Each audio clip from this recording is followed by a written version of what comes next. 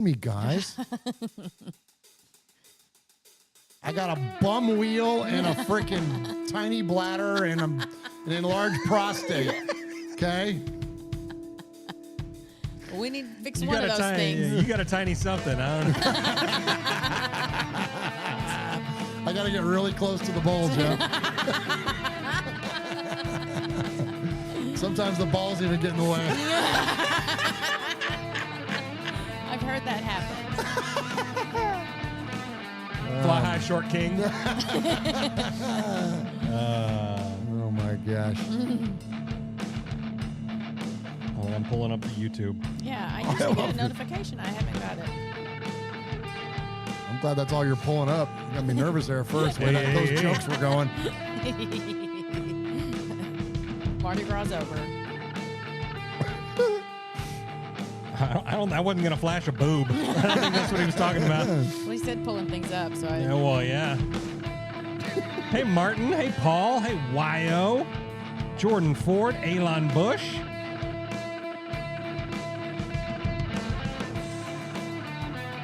Hey, my 2 cents.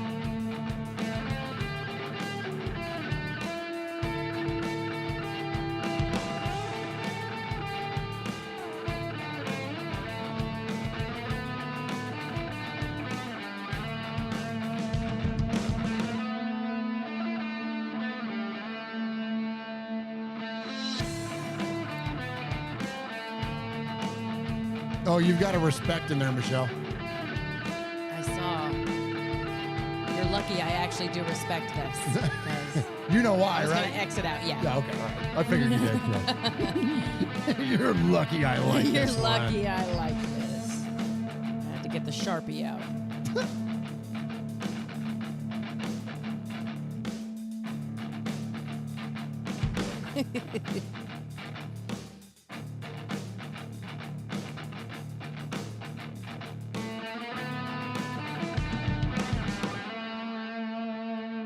All right, we got a special treat for you tonight. We're going to talk about the Raiders. Yes. What's up, guys?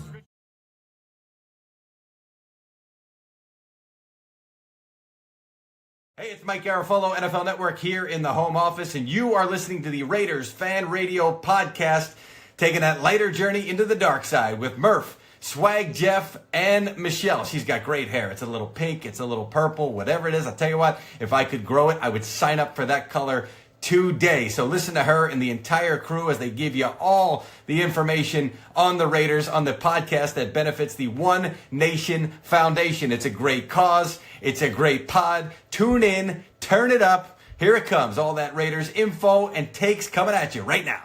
Jackpot, baby. Raiders Fan Radio.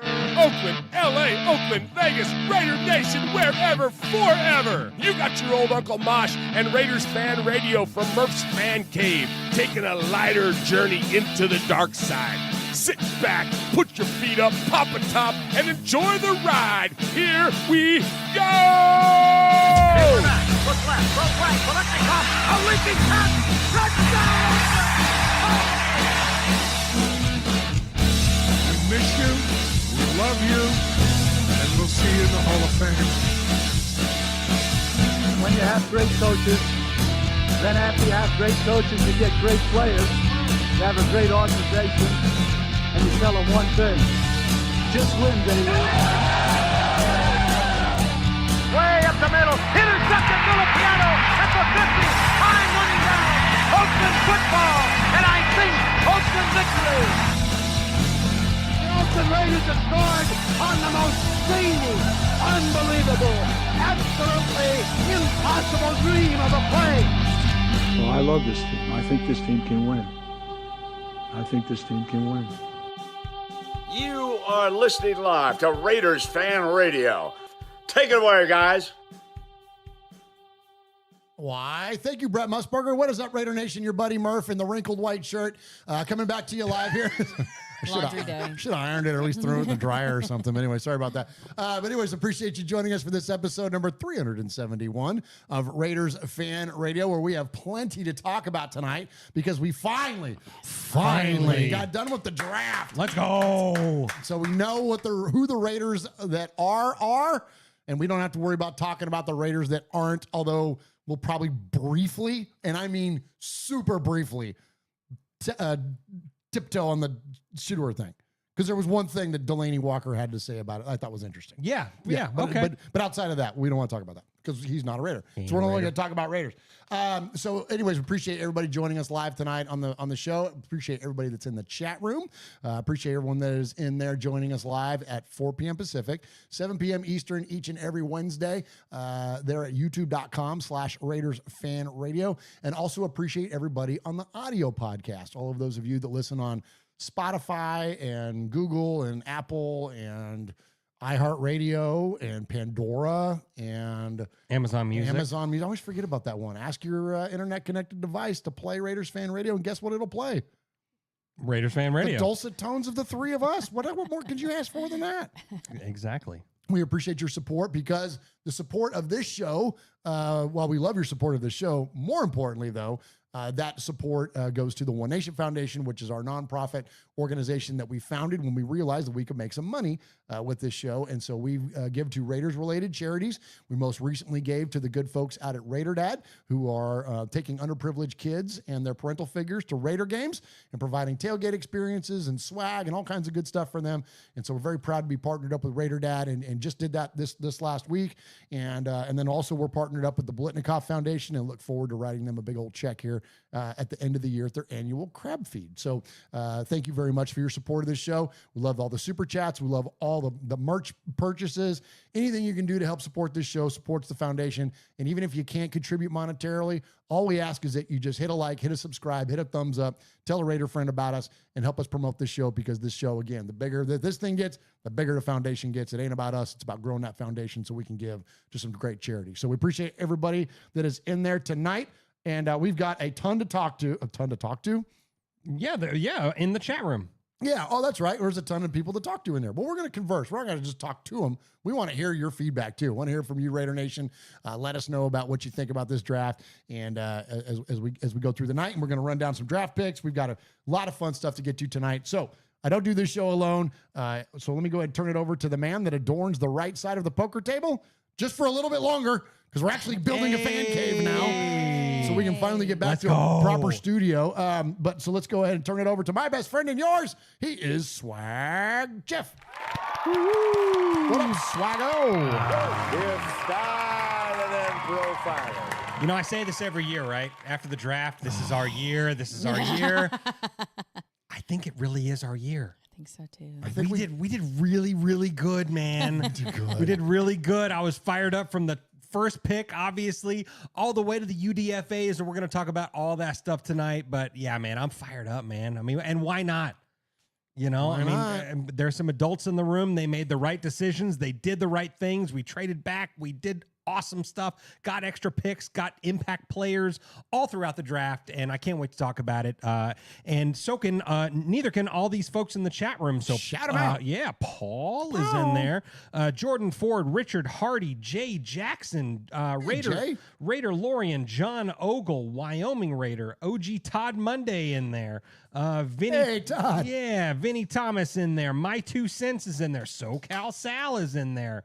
Let's see. Rorschach Raider is in there. Ooh, that's a good name. Yeah, I like that one. Jeffrey is in there. Add him to the roster of Jeffs. Yeah, absolutely. Rogue Code in there. Yeah, we got the whole crew, man. So can't thank you guys enough for being here. Big Easy just jumped in there. Speaking of Jeffs. Yeah, exactly. Ishley or Ish. You know who you are. Just go with Ish. Yeah, the Ish. The Ish is in there. What's up? He says, yo. So thanks for being here. But Murph, we don't do this show alone. Heck no, we don't. Let's class it up a little bit. We got to, man. We got to. So sitting over here across from me, the one and only, the lovely Michelle Swag. Hi, Michelle. Hi. Yes, we finally made it through the draft. I don't have to speculate anymore or act like I want to speculate. My life is like, goes in, okay, we got the draft. Now we got the schedule coming up. Yes. So I have milestones that I need to hit. And that's the next one. And I'm excited. I'm ready. I'm ready to know how this season's going to go. And what day does the schedule come out? Wednesday, the 14th. There you go. Oh, on a show day. Yeah. Oh, fun. Oh. Okay. Well, I have a tattoo appointment that day. It's the only day I could get. That's okay. That's all right. So Well, you get your ink. I will, and I'll be in the chat. Yeah, you While- will. while Oh, it's- yeah, while it's perfect. happening. Good. Okay. Good. Yeah, that'll be cool. And Jason Hunter just jumped in there and says, "Hi all, hope all is well. Just want to say that the draft was great. Loved all the picks, starters, depth pieces. It's all looking really good for next season, and I'm very excited. Raider Nation for life and RFR for life with a $50 donation to the my One Nation God. Foundation." Wow, Jason, thank you. Thank you, Jason. Thank you so very, very And much. Jason, I don't know if you follow him on the X. He's maybe one of the most positive guys out there. He puts all these videos out like once a week or something like that. No and he's wonder just- we vibe with that guy. we love that guy, man. Yeah, so Absolutely. much respect, Jason Hunter. Absolutely. Thank you so much, Jason Hunter. And on that note, Michelle, and I want to talk a little bit here at the top of the show. I do want to get into positivity because I think that there's an interesting conversation to be had there based on where all of our minds were 3 months ago or even 5 months ago, 6 months ago. But before that, though, because of the generosity of Jason Hunter and that $50 donation, which we are so very thankful for, I mentioned what Raider Dad does. I mentioned Bolitnikoff Foundation, but if you wouldn't mind, please talk a little bit about what the Bolitnikoff Foundation does and where that money is going to go. Yes, so they have a place called Tracy's Place of Hope, and it is a place where women who have been in domestic violence situations, and I think also women who have been trafficked, I think actually are also very there. much so, yes. And it just gives them a place where they can get therapy and have a safe space to kind of unpack all the things that they've been through in their lives. And it's just a really beautiful space where they can be free to just figure out who they are. And it's an organization that I think should be across the country. Absolutely. Well, and they are looking to scale that out and to grow that, to have multiple locations, Tracy's Place of Hope locations. It's called Tracy's Place of Hope because the foundation was formed in honor of Fred's daughter that was taken from us way too young, Tracy Bolitnikoff, back in 1999. It's been that long now. And gosh, she was 20 something. Young. So very, very, young. very, very young. Yeah. And so an absolute tragic story of what that family had to go through and what Tracy had to go through. And so for them to take something that's that, traumatic of an experience to then turn it into this thing now, the Bolitnikoff Foundation, that is literally providing hope and a future for these young women. I'm with you, Michelle. Like I'm proud of all the organizations that we partnered with, but for Bolitnikoff's just always going to kind of be our wheelhouse, you know? It's so needed. Absolutely. Yeah. Absolutely. All right. So we appreciate everybody that's in there. Thank you, Jason Hunter, for that very, very kind donation. All right. So here at the top of the show, before we get into, before we get into contact info, before we get into respect, before we get into a lot of this stuff, and of course our draft rundown, something that we all talked about on our text thread, on our RFR crew text thread the other night, was about how this offseason, coming out of this offseason, and the absolute egg that the Raiders laid, with Antonio Pierce and all that, just the 10-game losing streak and just the way that everything went, it was just such a dumpster fire there, and which was the complete opposite of what we thought it was going to be going into the season last year. You couldn't have found more three Raider fans more hyped than us about Antonio Pierce and where the team was going and what the potential was going to be. And like, we were riding a high on where this team was going to go, and they absolutely fell flat on their face. And so I've said this numerous times before, but we were all in a consensus, the three of us, who were like, that's it. I'm not getting duped into this shit anymore. Like, I'm done. Like, until the Raiders prove otherwise, they have relieved us of the burden of expectation. I am no longer going to go in to a season feeling encouraged until they do it, until they show us that. And now here we go. Fast forward to now, it's the end of April, getting ready to be May. We're not even into freaking OTAs yet. And what happened, Michelle? I'm not going to lie, guys. I'm as disappointed in myself as you guys probably are disappointed in me as well. I damn it, I really think it's going to be different this time. I'm not even with zero sarcasm or zero. I really do You're saying that with your whole chest. On my whole chest, I really feel like it's different. This is different. I don't care what anybody says. Just wait till we start picking how many wins and losses. Just wait. Oh my gosh. Yeah. No, I totally agree with that, man. I think I feel like because last year we were all high on Antonio Pierce and the team and all that stuff, but media wasn't.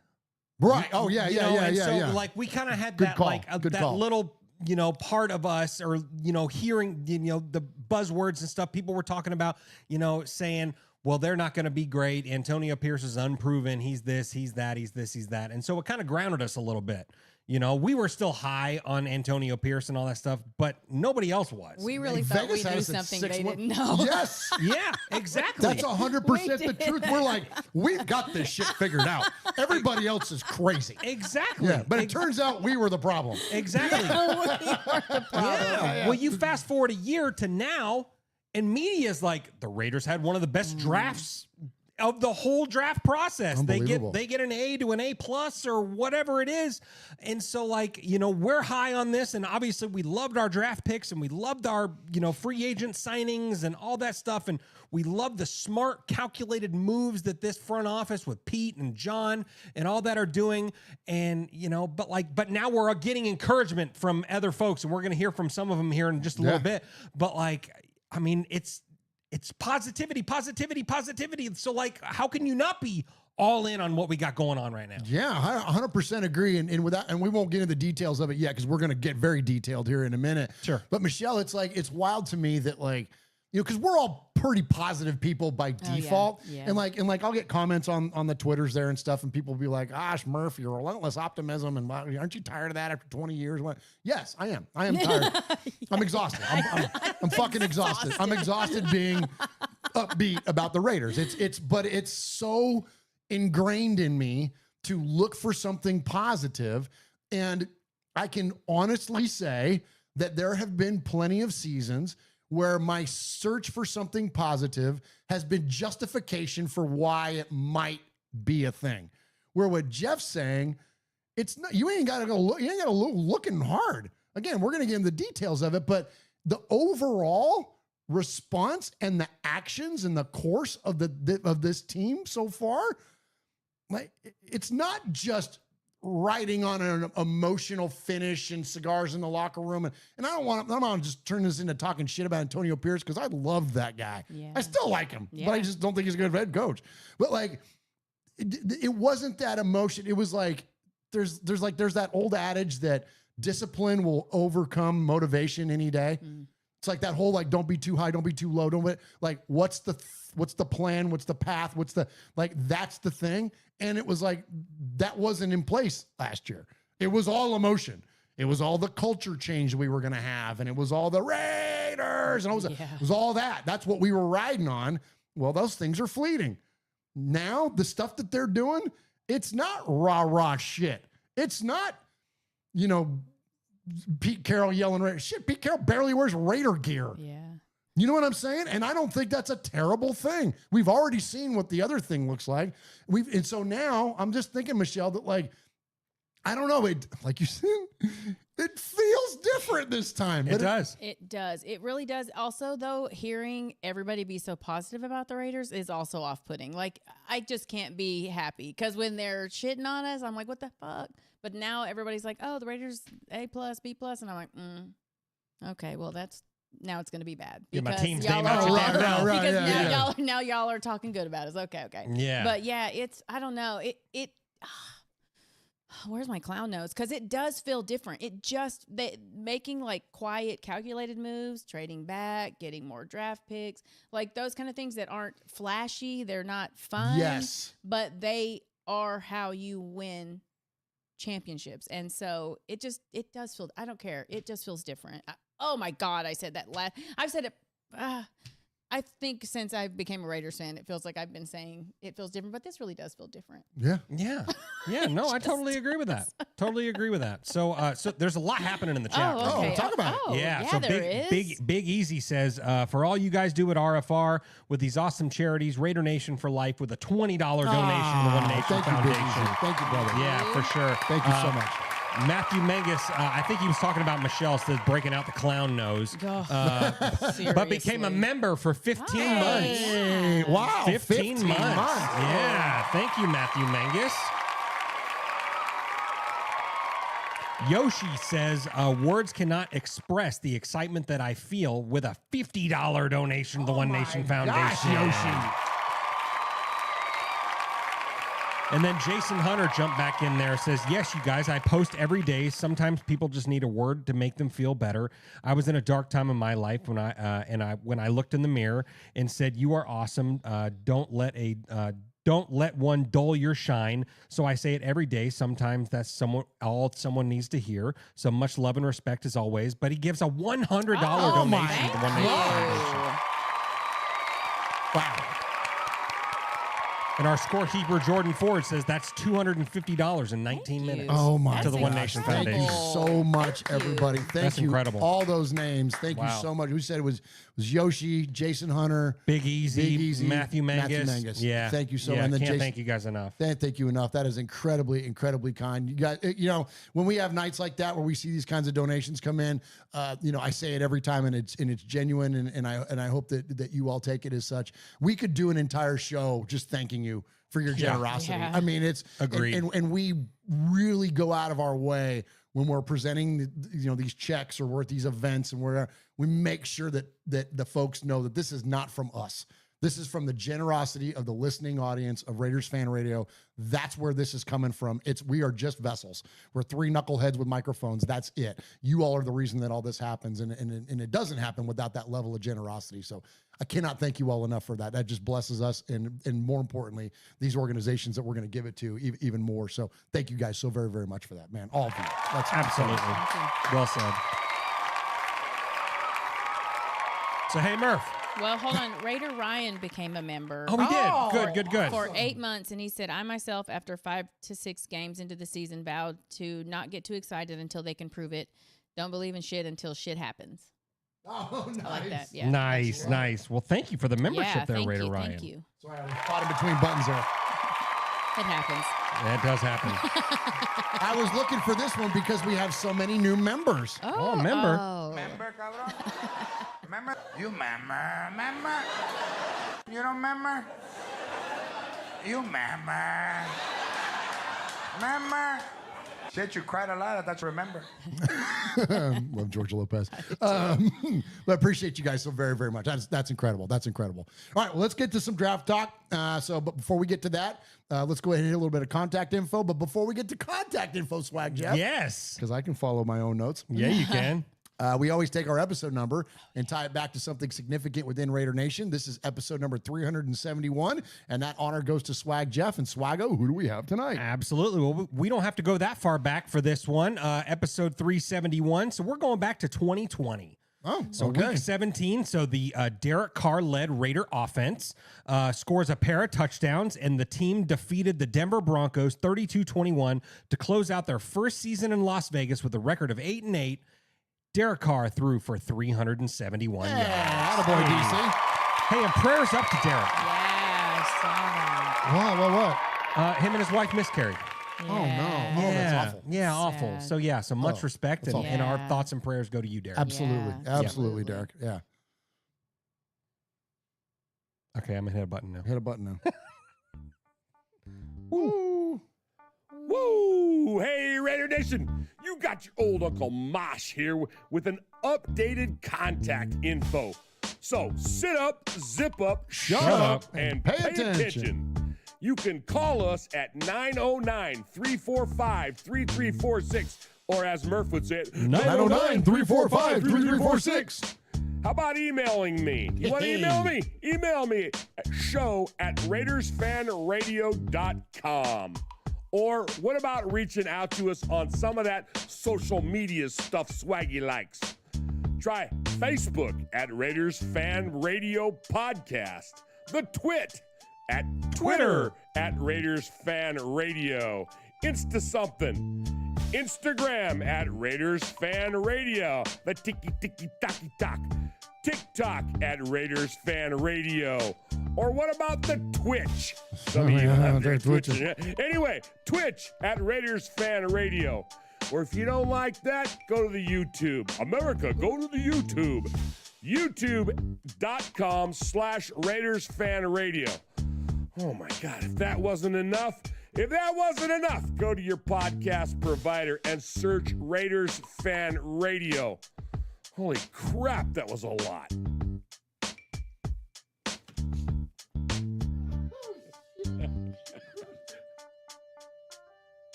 Good. Oh, That was good. That Yeah.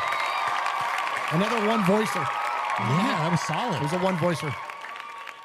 Love a good one voicer. Tell me about your life. Does Chris know about that? Hell yeah. She's my one voicer. Oh my gosh. All right, before we get into respect, go ahead and shout out the chat room, please. Absolutely. Michelle, you want to do that? Sure. Let's see. James Furpo's in there. Jordan Ford. Oh my gosh, James, I swear I'm going to send you something soon. I keep forgetting. It's in the back of my car. I got to mail it out to James. Sorry about that, James. It'll come soon. Well, speaking of forgetting, Paul, I am going to get your print into the mail. Oh, I there we go. promise. Oh my gosh. We're not good We're at in the off season. Yeah, there you go. Well, our shipping department at Raiders Fan Yes, Radio yes. absolutely sucks. They are the worst. They're the worst, They really man. are the Yeah. worst. Damn, fire them. Yeah. Okay, so we have a Raider 27's in there, Hooligans in there, Ron, Loki Raider, Tony Sheffield, RDG.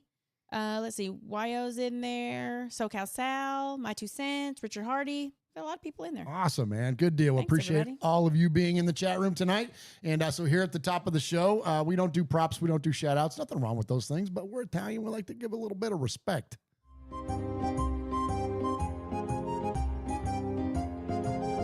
Murf, Swaggy J, Nation, it's time for a little respect.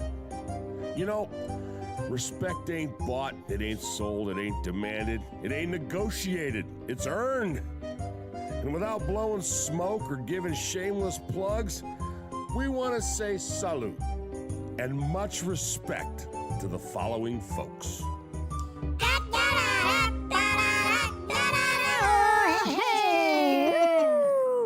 Hey, remember that one time we drafted Ashton Genty in the first round? That was awesome. Do that again.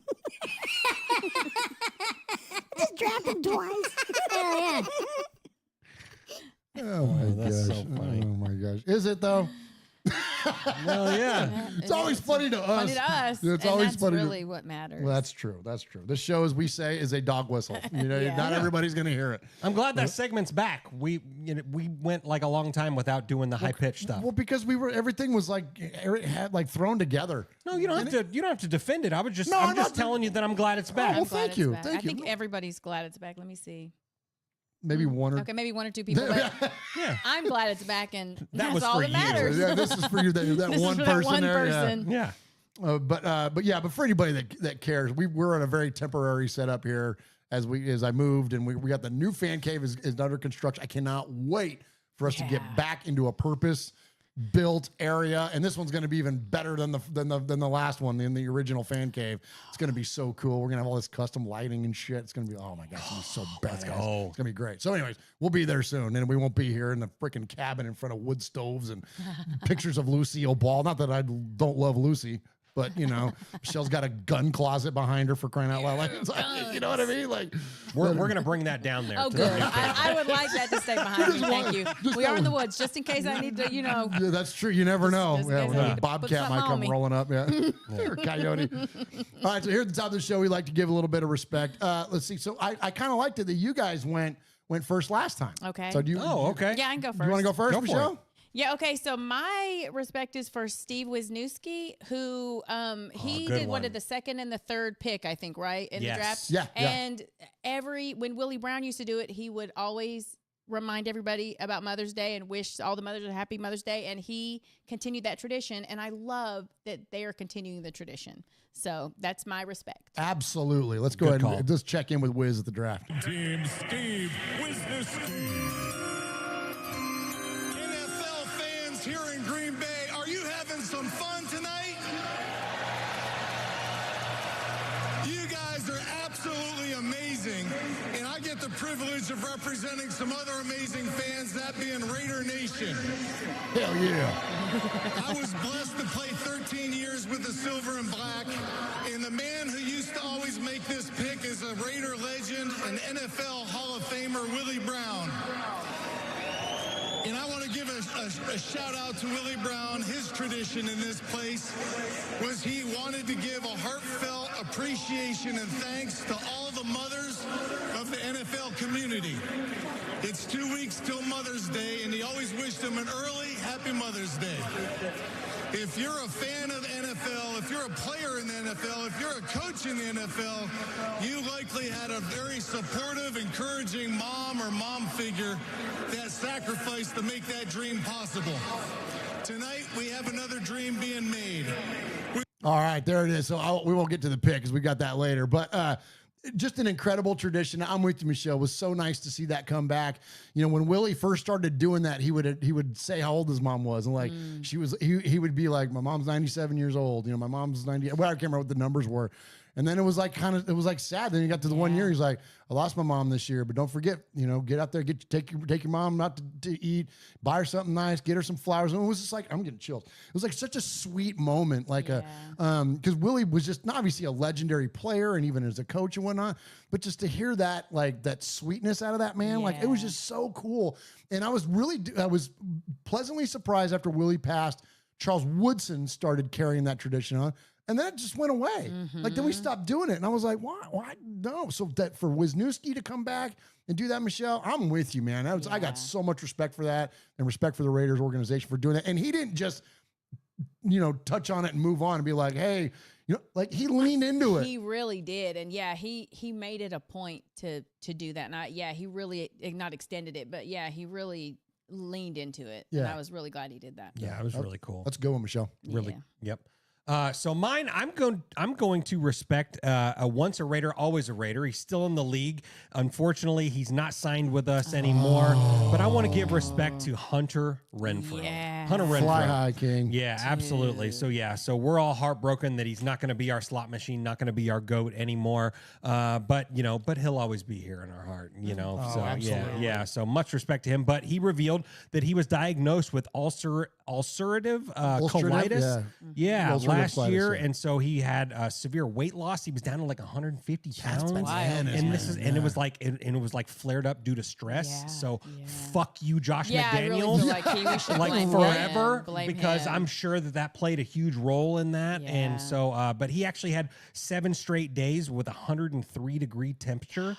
Like that's like life threatening. Like that's no joke. Like, as an adult, as an adult, that's for real. So he's back up to 187. He's playing with the Panthers now, so he's playing with his hometown team. So I don't root for a whole lot of guys that aren't wearing silver and black.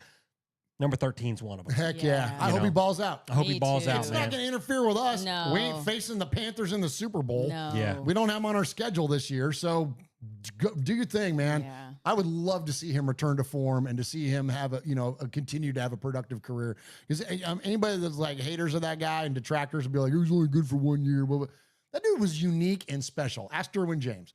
Like he was doing, absolutely, and it wasn't until Josh McDaniels absolutely nerfed his freaking career and he had the freedom under Gruden to kind of do what he was going to do, just get to the spot. And guess what? Derek will find you, and McDaniels neutered him as far as his route running goes. And I'm with you, Jeff, and F him forever. For a million different reasons. Yeah. He's turning into like up there with like Mike Shanahan to me now. Like he's becoming like on the super short list of former head coaches that I absolutely cannot stand. Absolutely. Like, don't even like looking at him. Don't even like, you know what I mean? Like we talk about AP, like I like AP. Yeah. I just didn't think he was a great coach, but he wasn't a jackass. He wasn't a dick. He wasn't ruining careers. He wasn't, you know what I'm saying? Like he wasn't doing destructive things. Josh McDaniels was destructive. Yeah. Listen, he ruined a lot of things. Yeah. And I'm pissed that I have to see his face in this league. Like I'm cussing a lot when the Titans rise. I hate that he Yeah. Yeah, for sure. Well, you know, and Hunter Renfrow, you know, bringing it back to Hunter, you know, he was one of my memories. You know, I became a Raider fan back in 2019 is when I became a Raider fan. And my one and only trip to Oakland, I got to see the Hunter toe tap against the Lions in the corner of the end zone. Yeah. Like, I mean, Hunter Renfrow holds a special Wow. place in my heart for sure. Yeah, absolutely, man. Yeah. No, he was great, man. And honestly, I think the only reason we didn't bring him back was because of some of these guys in here that we're getting ready to talk about. Agreed. I think that there's some incredible, you know, slot receivers in here, including Trey Tucker's no slouch too, and he's already on the roster. So I don't think there was as much of a need for him as there had been in the past. But sentimentality, you know, like, and I'll get sentimental over players a lot, but that's because of the reason why his that unfolded, not only from the jackassery of our former head coach, but because it was a for real health scare. Yeah. Like, so like, you know what I mean? There's no reason to not be like, you know, no, go do your thing, dude. Well, and he'll be on when we did that what ifs list down the road. He'll be on our what if, you know. Yeah, what watch him turn in an all-pro season or something. Yeah, Absolutely. Yeah. Yep. Good stuff there. All right, so I've got one for you. My respect is going to go to John Spytek and the director of college scouting, Brandon Jurgen. And the reason that I call that out is that, and I won't play the whole clip because it's like 5 minutes long. You guys can find it if you want to.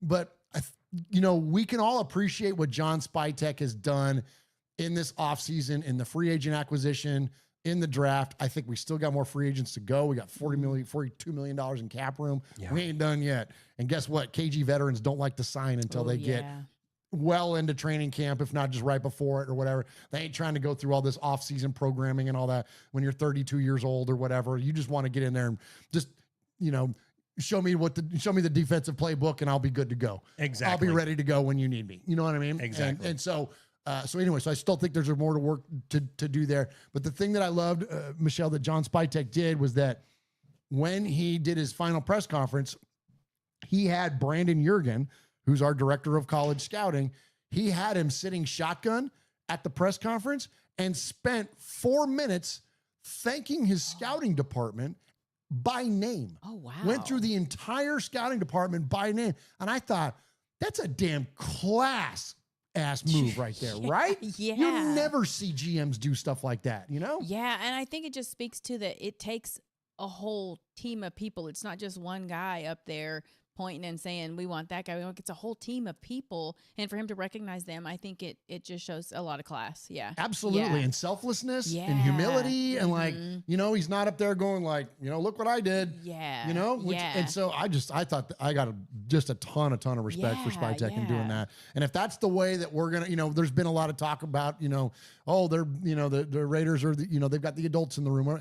Yeah. That's the kind of shit that adults do, is that you share in success and you don't make it about you. You lift up others, and guess what? When you lift up others and they become successful, then guess what? That leads to your own, but you don't do it selfishly in a way to gain. You do it to you know what I mean? Yeah. And, like, and it would be so easy for him to get up there and kind of take credit for, 100%. you know, and for him to not do that speaks volumes. Yeah, absolutely. Because it's easy to take credit, right? Yeah, when shit's going well, it's easy. You know what I mean? So I love that. Of course, now if things go wrong, he'll be like, man, remember them fuckers I told you about?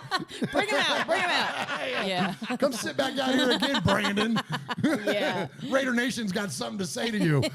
All right, but all right, we appreciate you, Raider Nation. Appreciate everybody that's in the chat room. All right, let's get to it, man. Let's talk about the draft. Swaggo, hit a break. Absolutely. Hell yeah. Hey, Raider Nation, this is Max Crosby from the Oakland Raiders. And goes down, and Max Crosby, who forced a fumble last week. You're listening to Murf, Mosh, and Swag Jeff on Raiders Fan Radio. Thank you so much. Just win, baby.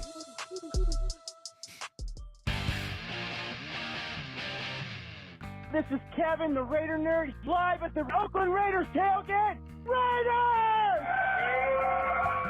We got Gorilla. Say hi to Uncle Mosh and Murf. I know you guys much love from the black hole, baby. Just win.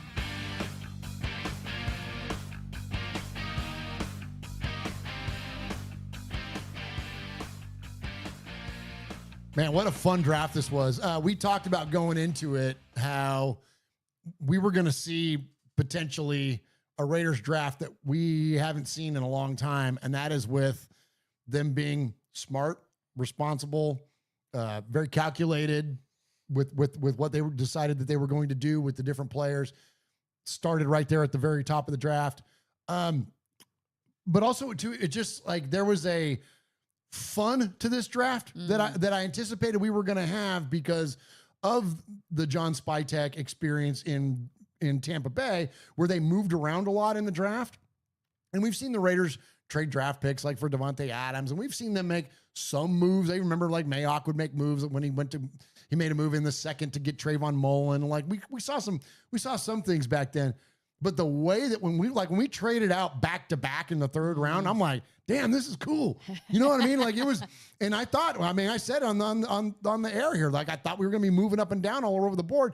We didn't really move up. We just kind of moved down, but it just acquired picks. But like something else that I thought too is that like when everybody was in their feelings about how many games the Raiders were winning last year, especially towards the end, they're like, who's going to mess up our ability to draft a quarterback? And who's going to mess up this? And my point back then, and it holds true, and it really showed up in this draft. Don't worry about where you're picking. Just do great when you're there. And that, to me, I thought was the theme of this, was that every pick that we're getting ready to run down, all of them were perfect for what we needed at the time to address not only by position, and it's just something else too. And like, I don't know, like selfishly, I kind of feel vindicated on some of this stuff because like I talked about last week when we did our draft for dummies, and I'm like, you go by position, then you go by best player at that position, and then there's a matrix, and you see how the draft comes to you, and you just kind of keep checking these boxes based on the flow of need, not only by position, but importance of position. And sure as shit, John Spytek in his freaking press conference said that exact same thing. And I'm like, thank you. Like, that is exactly what happened. It was like, again, to go back to that, the responsibility of it, the adult, or whatever you want to classify it as, it was exactly what the Raiders needed to do. Was what the way this thing unfolded, and it was fun. It was fun to watch, Michelle. Yeah, sometimes I think like sometimes teams can be too like they're trying to make it more complicated than it has to be. Yeah, you know, like just keep to what has worked before and what, you know what I'm saying? Like it's so, and it was so much fun. Like I watched more because then we started trading picks and I was like, oh, okay, well, let's see what they do with those. So I was even more tapped in than normally. Like round one, sure. Round two, yeah. Round three, I don't know. Maybe there's you're just maybe Willy keep it Wonka's up. on or something, you know? Like I don't know, but glance at your phone, keep up. Oh, let's see who we got. Yeah. But this was more fun just watching them to trade and acquire more because the more picks you get, obviously, the more options you have to hit on those picks. So yeah, it was way more exciting. Yeah. No, I think it was great to see John Spytek get more bites at the apple. Yeah. Like that was such a cool thing to see. And yeah, I mean, I'm like you, Michelle. I was locked in. I mean, usually day 3, I'm kind of like you guys, I'll watch it on my phone a little bit. Nap. Or I'll nap for sure. Other than the Masters, day 3 of the draft might be the best sports nap there is. Absolutely. You know? Absolutely. But I was locked in. I was locked in for sure, you know, and then after the draft, you know, we got to see some UDFAs come in and stuff like that. So, I mean, let's kick it off there, man. Let's kick it off there. So, so we're going to kind of go in reverse order. Everyone's going to go top to bottom. Everyone's going to talk about Ashton Jeanty. We'll get to him in just a moment. But before we do that, let's talk about a couple of UDFAs that I think are going to be really guys to watch for sure. So, number 1 on my board right here, I have Mello Dotson, corner out of Kansas. So he played opposite of Kobe Bryant. And Kobe Bryant, I don't know what round he went in or whatever, but an electric cornerback. And so Mello partnered up with him on the opposite side and was like a surefire lockdown corner. You know, he led the Big 12 and was tied for 4th in the NCAA with 5 interceptions last season. Wow. And 2 of them he took to the house. Oh, damn. Come on. Yeah, this guy, he's 6'1", 190. Big.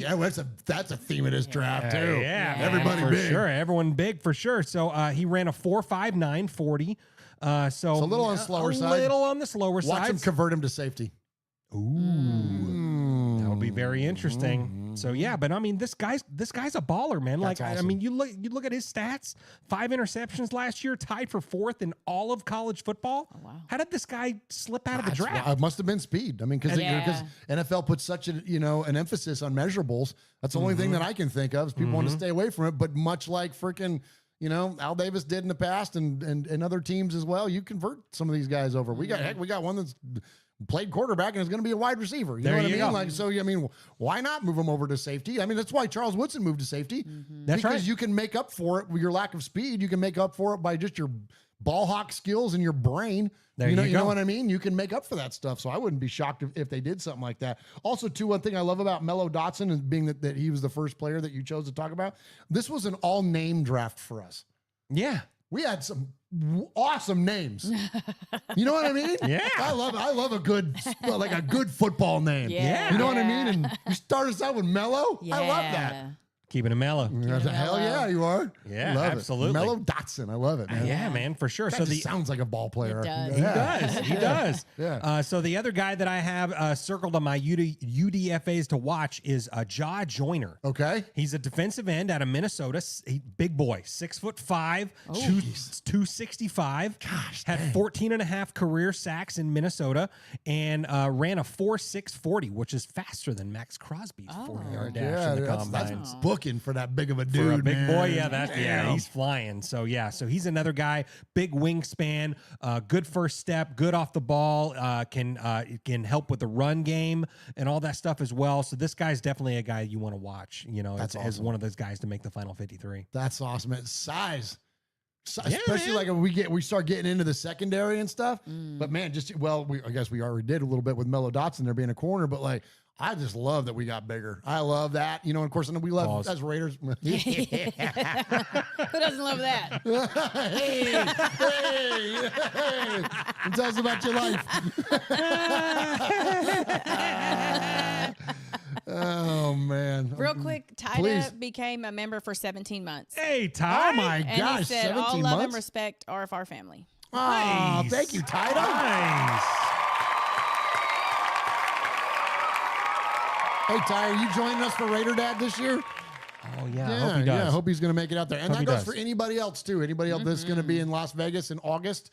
One of the preseason games will be the Raider Dad event, and you can come out and see this wonderful generosity of Raider Nation. You can see that money in action as we always go out there and we present a check to Josh Camonite and hang out with the kids. Yeah. And hang There out the you go. tailgate and all that stuff, and then go to the game. So let us know, Ty, if you're coming to that and anybody else. Yeah. Yeah, and Uncle Mosh is in the building tonight as well. Hey. Come on. The one and only. That's what I'm talking I about. won't call him our good friend because he hates that. No, he's not a. He's not a good friend of the show. I He's know. like- It's good I for know. the show. yeah, that pissed him off when you did that one I know, time. I know. Yeah, he hates that shit. Good friend of the show. No, he's not. Good friend of the show. I know, right? Or the guy that's done every voiceover from the very beginning, yeah. and then hosted it for like 3 years. Yeah. But he's a friend. Yeah, He's he's a just good friend. Or he's my uncle, and I named my oldest kid after him. He's like my Or second. that. He's like my second dad. Yeah. You know, yeah. Other than that, Not even a like, great friend of the show, just a good just friend a of the good show. friend of the show. Yeah. He's a good friend. Yeah. Oh my god. A guy that listens. Yeah. So funny. Yeah. Oh my gosh. All right, let's go ahead and get into the. Oh no, what do you say? Said, I just hate you, Swag. Yeah, he does. Yeah, he does. Yeah, he Oh does. my gosh. Yeah. Well, you should hear the other things that Uncle Mosh says to us. That me was playing in the that was chat. maybe the nicest thing he's ever said to me. So with round 7 in the draft, so we're dipping into the draft now. At pick 222, the Raiders draft linebacker Cody Lindenberg out of Minnesota. So another Minnesota man, 6'3", 240. He's a coverage guy. So Which we need that. Yeah, we got to need- have somebody yeah. to cover Travis Kelce. For crying out loud. Absolutely, man. So in 2024, he had 94 tackles, a sack, an interception, and 6 passes defended. Damn. So this guy can cover for sure. More than likely, he'll just be kind of a special teams Will Compton-esque kind of guy. Okay. And no knock against that. I think, you can make a good career doing that. Hashtag year 10. So you can definitely Someone's make a got to career. do punt sets. Absolutely, man. So so Cody Lindenberg, man, and another big at 6'3", 240. Jeez, man. Yeah, man, for that's sure. Awesome. That's awesome. Michelle, you got any thoughts on Cody Lindenberg. Maybe not the best football name on that one. No, that's not a very good name. That's a tire salesman. But that maybe will make him work harder. Because Oh, he that's knows. true. He probably knows. A tire salesman. No, I don't. I know Cody. Yeah. Slinging rubbers. Slinging rubbers. Yeah. Is that what you say? I say that all the time. Do you really? Yeah. Oh my gosh. I guess that's what you're doing. Yeah. I don't know about your life. Yeah. Yeah. You know sling my it. life. You sling that Slinging that shit. Slinging that shit. I mean, I guess that's good, actually. You know. Hell yeah. It's very responsible. So responsible. Well, and apparently you can make Good a on living you. at it. Yeah, You can. You can. Yeah. Yeah. Me and Johnny Sins slinging rubbers. Together? Oh no. Just at each other. Oh, at each Just other. at Okay. each Well, other. I mean, You didn't get that joke, did you? No, I don't know what Johnny Sins. He's a male porn star. oh well, we wouldn't know that. You know what? It's I'm proud of us. interesting. I'm proud of very us, proud Michelle. of us. Yes. Okay, well. Wow. I thought it was funny. Well, I'm sure somebody in the chat will think it's funny Well, too. thank you. Yeah, Good. there you go. All right, let's cleanse the palate there with number 7. Or with number 6. Thank you.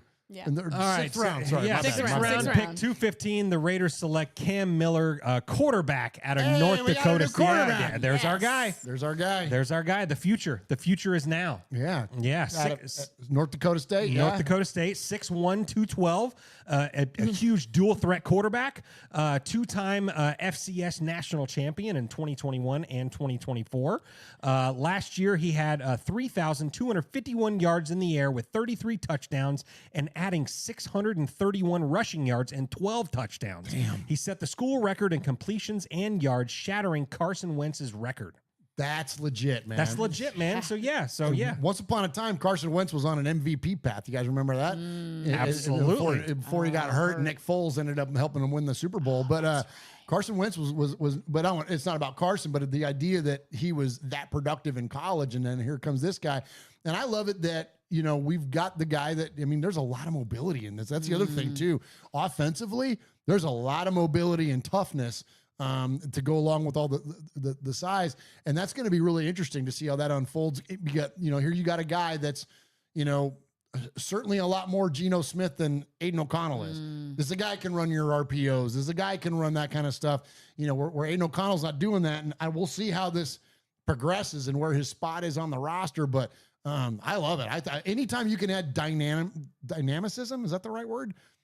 Sure. It Let's go with sounded good. Okay, thank you. So- Anytime you can add dynamicism to your offense, I'm all about it, man. Like if you can add players that make big plays, yes, please. Like that, you know what you talked about your guy Mello Dotson on defense making big plays with the pick sixes and sure. And then give me the guy.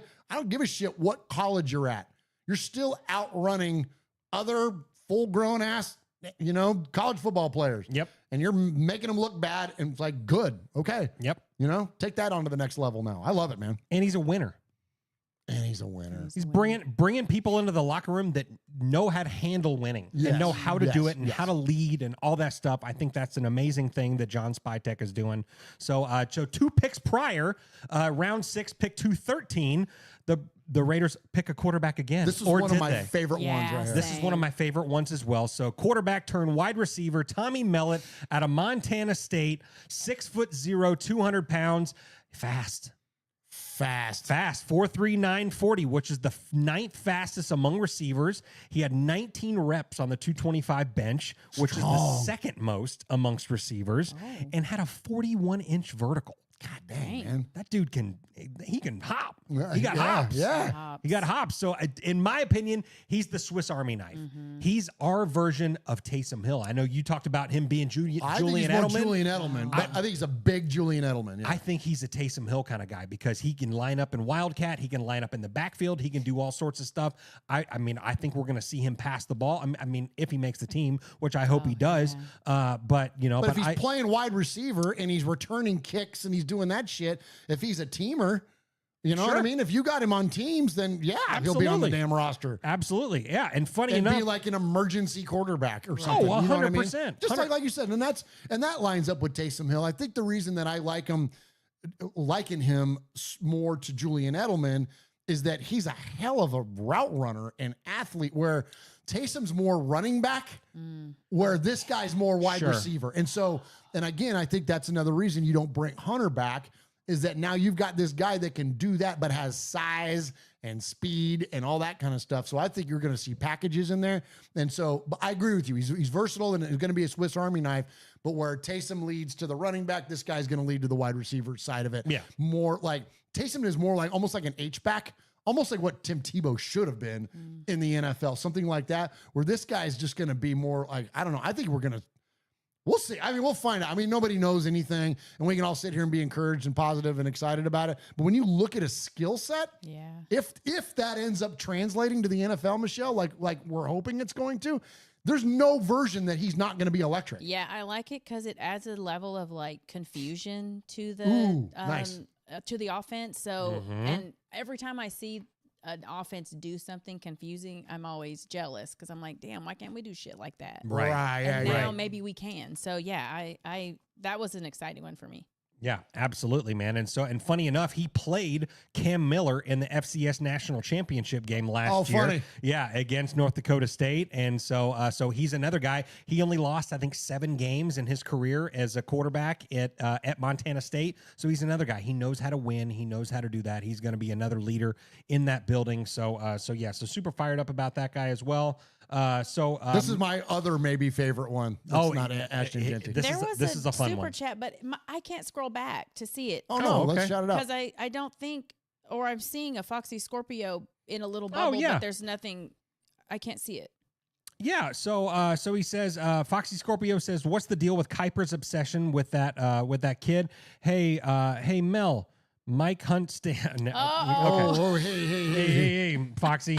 What was the $20 donation? Thank you for the donation. Oh, wow. Okay, well, I'm glad I couldn't see that one. Well, since it came up, let's just, I mean, quickly. Yeah. The Shador thing. Oh, okay. Yeah, let's I thought Delaney Walker on Bussin' with the Boys, the context of the conversation was Dion versus when he was drafted versus Shador. And he made the point, his words were about Dion, he is him and him is he. And when Jeff and I were having conversations about like what Dion was like, because Jeff's a little bit young to remember what Dion was like when he was, I'm like, he was undeniable. He was like arguably one of the greatest athletes of all time. He was going to be a first round pick. There was no mistaking about that. And Delaney's point was, that's not Shador's story. And so therefore, then you involve the media, you involve Mel Kiper, you involve all this, and then you end up with where we're at. And everybody can dissect all the reasons why, and it's been done ad nauseum, and that's the reason we want to dig into it. But I just thought that was, in terms of understanding between father and son, I thought was very well put by Delaney, is that Dion was the guy, and it was never going to not be the guy. Yeah, and I think everything's been said. It just, I hate that so many guys got their picks overshadowed. That's the only thing that bothered me. Like, let's talk about Cam Ward. Let's talk about the guys who didn't go 144th. Like, I mean, there's so many layers to it. And, but yeah, Dion, his skill was, you couldn't say he wasn't great. So I think that's the difference. Yeah. Yeah. You got anything, or want to move on? No, let's move on. All right. Let's move on. So this is my other one of my favorite, especially for the late rounders. Yeah. JJ Pegues is how you pronounce Absolutely. Okay, I was wondering how you said that. Okay. Pegues. Absolutely. Defensive tackle out of Ole Miss, 6'2", 310. That's another big boy. Yeah, he can move all around the D line. He's quick. He's quick off the ball. For a guy that's 310, the guy is blazing fast. And he was actually a tight end. So this guy put on hella weight to join the D line. So in 2020, he was a tight end for Auburn, and then transferred to Ole Miss. Played tight end for a year, Ole Miss, before beefing up and transferring to the D line.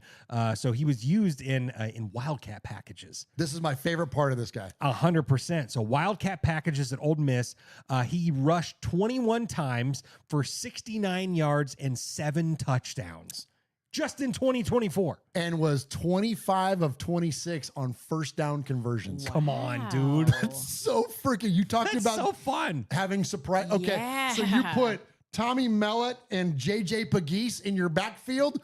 what the hell is the offense doing? And you already got Brock Bowers, like, Oh yeah, behind, just besides that already guy, everywhere else on the field. Yeah. Come on, man.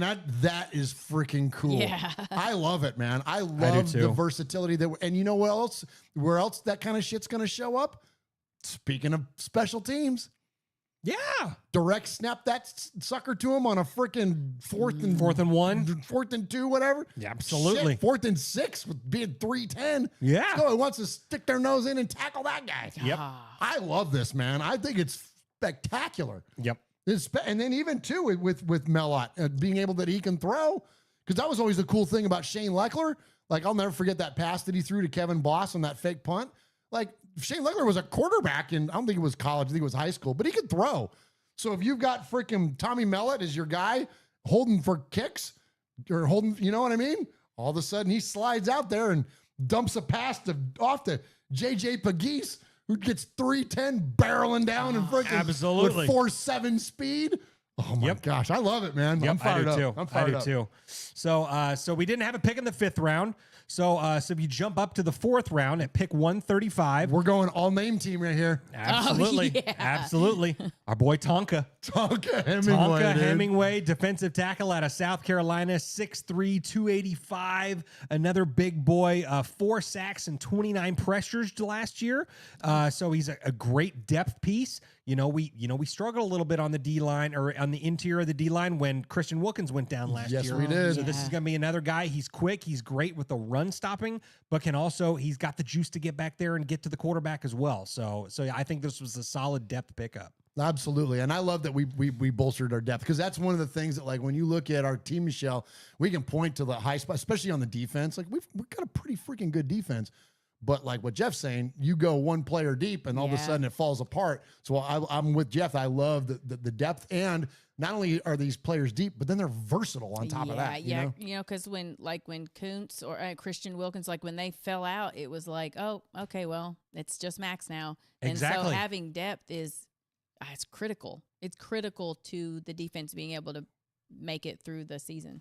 Absolutely. And even just to keep them fresh. I mean, I know Max will want to be out there for every single play. And like, I get that, but it also would be nice to be like, all right, 98. Yes. Come take a breather. You know what I mean? Like, we want you fresh as hell for the freaking 4th quarter or late in the 4th quarter when we need to close a freaking drive out or whatever. You know what I mean?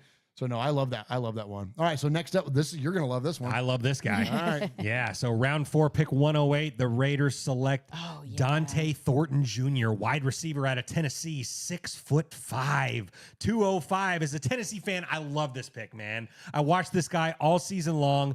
He's a home run waiting to happen. This guy, his route tree isn't electric right now because all they did was said, go down there and get it, and the quarterback would just heave it right to him. This guy, he could be our DK Metcalf.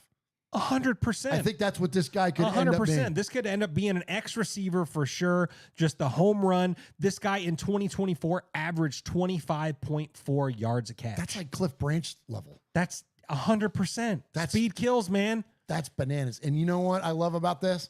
Al Davis is looking down on this pick, just smiling his ass off. Yes. The Maverick is pleased 100%. that we got a size speed guy to put on the outside and literally run one route. And there is, when Murphy was in here, Jeff Murphy, our QB Jeff, when he was in here and he was talking about the utilization of Trey Tucker, and even going back to when he would talk about Ruggs, and he was like, the importance of that level of speed isn't so much that like you're just going to burn DBs on every play or whatever, because you can clamp down on that and bracket it with safeties and whatever, and you can take away that route and you can take away that.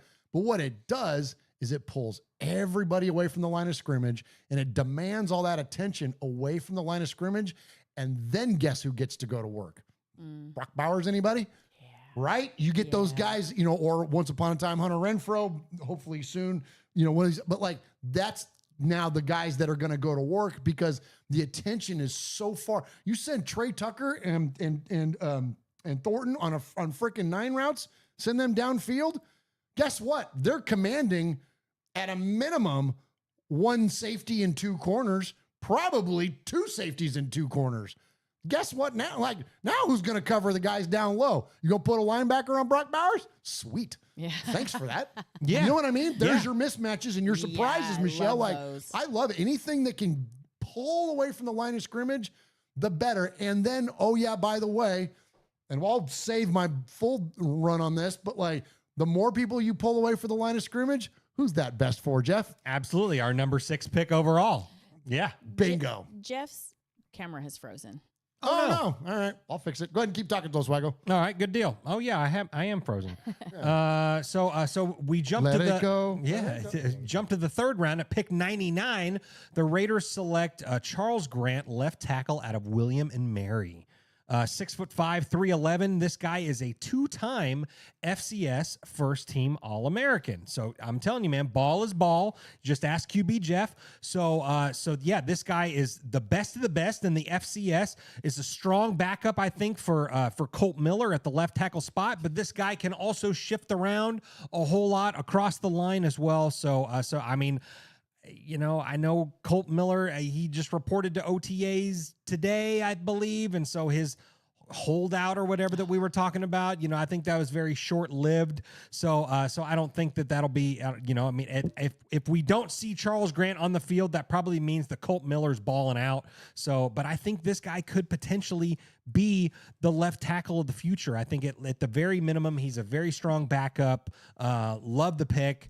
So I think that is really good. And so do you guys have anything to add about Charles Grant? No, I think it's interesting. I mean, I love that he came out of such a small school. That was what we were talking about on one of the last shows about how the Raiders were one of the first organizations to dip into the to the smaller schools, to the HBCUs, like all that. And so, you know, when you got guys like, Art Shell and coming out of Maryland Eastern Shore, and you've got, Gene Upshaw coming out of Texas A&I, guys end up going on to be Hall of Famers, and they're from very small schools, very unrecognized little schools that don't even exist anymore, or at least have the same names. And so you got a guy coming out of William and Mary, man. I freaking love it. And, oh yeah, by the way, he happens to be an offensive tackle too. Like, I think it's great. Absolutely, man. So absolutely. So we had 2 picks in a row. Are they killing us? Are they killing us on the camera? Because it's black. Mosh said he looks great now. And then, perfect. And Paul said, get the love seat out again. That was the best. I will never, ever forget that. We're day. not far from it because it's know, right? dead. Like, I cannot get Jeff's camera to come back on for nothing. That's all right. Yeah. That's all right. So, hey, we had 2 picks in a row in round 3, 98 and 99. So we just talked about 99. Let's talk about 98. And that, of course, is Caleb Rogers, guard out of Texas Tech, another big guy. Two offensive linemen in a row, both of them 6'5", both of them 310 plus. Caleb Rogers, the key word for him is versatile.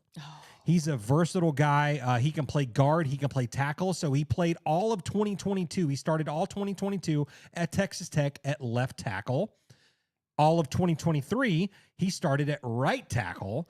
And all of 2024, he started at right guard. So this guy can literally play every position on the line, which is perfect. And he's quick off the ball. He's quick on the line and can pull and counter situations and stuff, which is perfect for Chip Kelly's, pass run system, all that stuff. So I think that that's going to be a really key part of this offense. I think this guy could potentially, he could fight for a starting spot, dude. Wow. Yeah, That's this guy's incredible. great and can play all across the line. I think this is going to be a really, really good player. All right, come on over and get cozy because your camera's toast. Oh, okay. Yeah. Come on. All right, while Jeff and I Spoon over there. cram into a shot over Hey, there. ain't nobody cramming into nothing there, pal. Should I pull your camera back a little so y'all can both get in that shot? Sure. Or- okay, let me do that. just as much as you. Or I can just be dark the rest of the time. No, we can't do that. No, come on. People need to see you. Come on. Do they? What are you, like Oz behind the curtain? Hey, no attention. There we go. Come on. People that are just tuning in are going to be like, what the hell is going on with this stupid show? Why are they next to each other? Yeah, why are they sitting over there getting all cozy? Come on, Jeff. I'm coming. All right. Maybe try slapping him and it'll come back on. Can you that's pull what your I microphone do. over to you? Uh-oh. Yeah, you need your mic. Yeah, get your mic. Oh, that's yeah, it here. should reach. No. No. Okay, we'll share one. No, I'll just be over here. Oh, yeah. I'm still not in your shot. This is sending me. There we go. Just Oh, pop, perfect. When Now you're they can done see me. talking, just pop over. Just pop your head over. Now they can see me. There we go. So stupid. Perfect. God, I love everything about this. Look at that's the 3-window shot is toast. It's just gonna have to flip back. That's all right. All right. We'll just keep the camera on Michelle. Yeah, do that. Yeah. Do that. All right. Who do we got next? Absolutely. So, do you have anything to add on Caleb Rogers? No, other than it's just again. I mean, we need a guard. I mean, that was Yeah. the one big position that we knew we had to address, or at least when it came to the offensive line, we knew we needed a guard. And so with Dylan Parham kicking over to center, and so I think it's a great fit. No, I love it. Absolutely, man. So, so our first pick in round 3, it picks. No, that's not true. Yeah, no, that is was true. our first one. Yeah. So our first pick in round 3. So the Raiders select Darian Porter, cornerback out of Iowa State. Nice. Yeah, for sure. So a big sized cornerback, Yeah, 6'3", again, yep. 195. ESPN actually has him listed at 6'4", 200. So I don't know what he is, but he's a big boy for sure. Another So, Kelsey cover guy. a Kelsey cover guy. We are Hell yeah. on Travis Kelsey's ass this year. Yeah, we are. Watch, book that shit. Yeah, oh, good. Yeah, we are. Yeah, we are. So this guy's a freak athlete. He's a receiver turned cornerback, 4'3", 40. Another Al Davis kind of Another pick. Al Davis pick. Absolutely. So Big fast corners. absolutely. So a potential Richard Sherman type player, which I think I want to highlight that for Okay. sure. So yeah, I think he's got 3 interceptions in 2024. He's a ball hawk, and this guy was a receiver turned cornerback, like I said. So so he has ball hawk abilities for sure. A threat to pick one off at any time. And so in zone and press coverages in 2024, he allowed a QBR. What? Michelle's dying over there. I just feel like the bad kid in the back because I'm not even Hey, listening. you're not in the shot. Because I'm not listening because Oh, I'm you're not- reading the chat. The chat is like, Are they destroying us? Raider 27 said the regulars don't think anything about stuff like this. It's just part of the experience. That's That's true. RFR. Oh my gosh.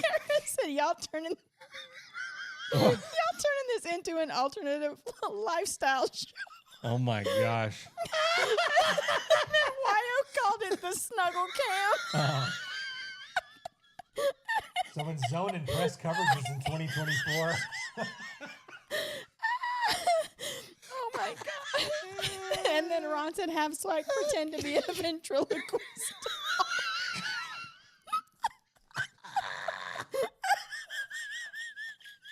Oh Oh my gosh. Hey, so Darian Porter, man. So in zone and press coverages in 2024, he averaged a QBR. He allowed a QBR of 4.4. Holy crap. That's good. That's really good. Yeah. Hard hitting analysis from Murf. Oh, that's good. Hell yeah, it is.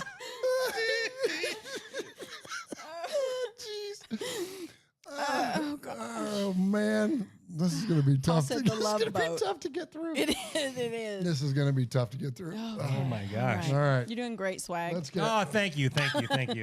So round 2, one of my favorite picks of the draft as well, and I think everyone can agree with this.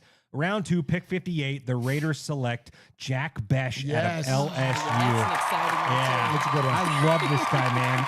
I do On too. the field, off the field, this guy's legit, man. Scrappy, a Raider.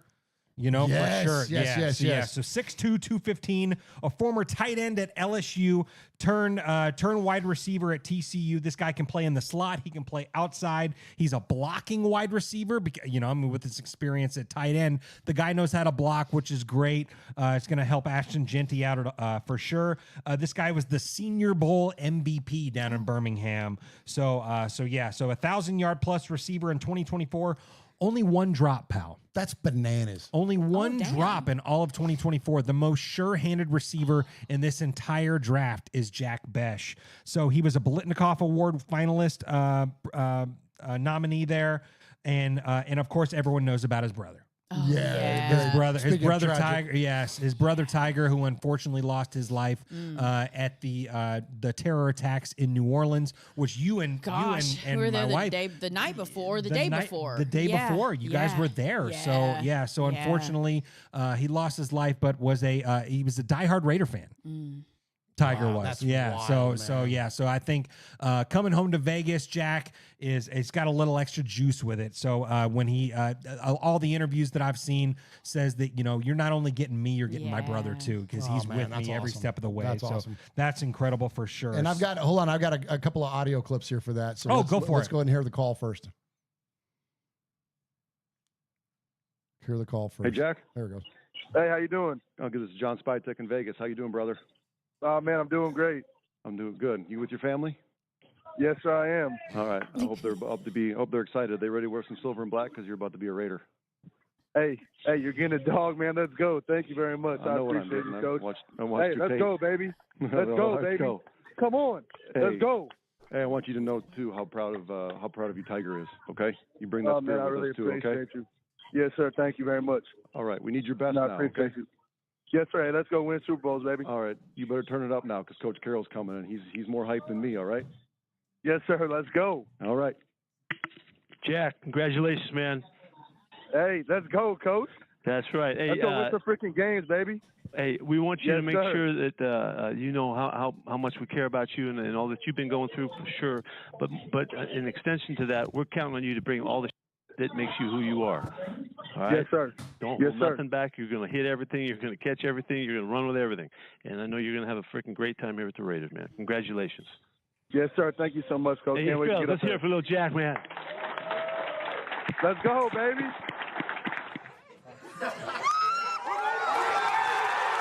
Love it. That's always my favorite part is the family cheering.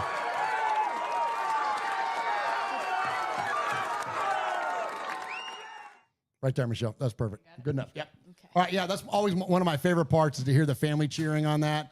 That's always incredible to hear those young men's dreams get realized in that moment. And I'm with you on Jack Besh. I think that this is, anytime that you can bring that kind of level of toughness to an offense, to a really, frankly, it's a graceful position of being a wideout. And anytime that you can bring that kind of mentality to it, man, and physicality to it, I love it, Michelle. Yeah, just hearing about even just all of the players that they picked, the strength, it's almost sad because, they could all end up on the roster, but, how do you pick who? I know they all could still end up on the roster, but it's just exciting. All of the picks are so damn exciting. That then goes back to the special teams again, though. Too. Yeah, I think that's where this goes for a lot of these guys. If they were drafted to a position, well, no, what happened now? Ron, that was like the Blair Raider front, because the camera moving around. Oh my God. It's a really flattering picture or shot of you too, Joe. Oh, good. Yeah, actually, it does. It looks kind of cool. Looks like you're on security cam footage. Let me see it. I don't see it yet. Oh, mine's really behind. Are you there yet? Is it? No, I'm not there yet. Yeah. No, it'll be there a second. Okay, give it a minute. Yeah, give it a minute. Okay. All right.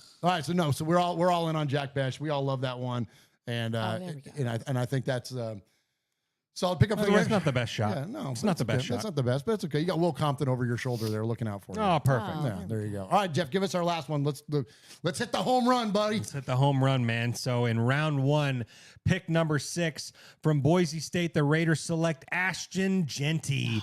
5, yeah. Give him some round of applause there. Oh yeah, yeah.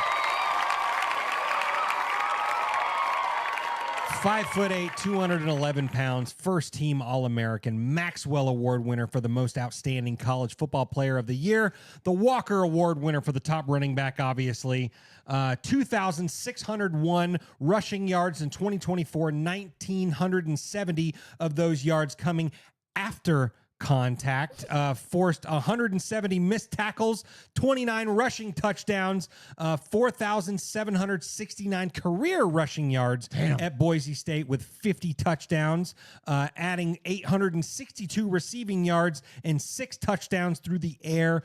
Ashton Genty is a freaking slam dunk and is the highest Raiders running back pick since Darren McFadden when he went 4th overall in 2008 and is only the 6th round one running back taken in team history. And of course, that is, you want to guess who those are? Say that again.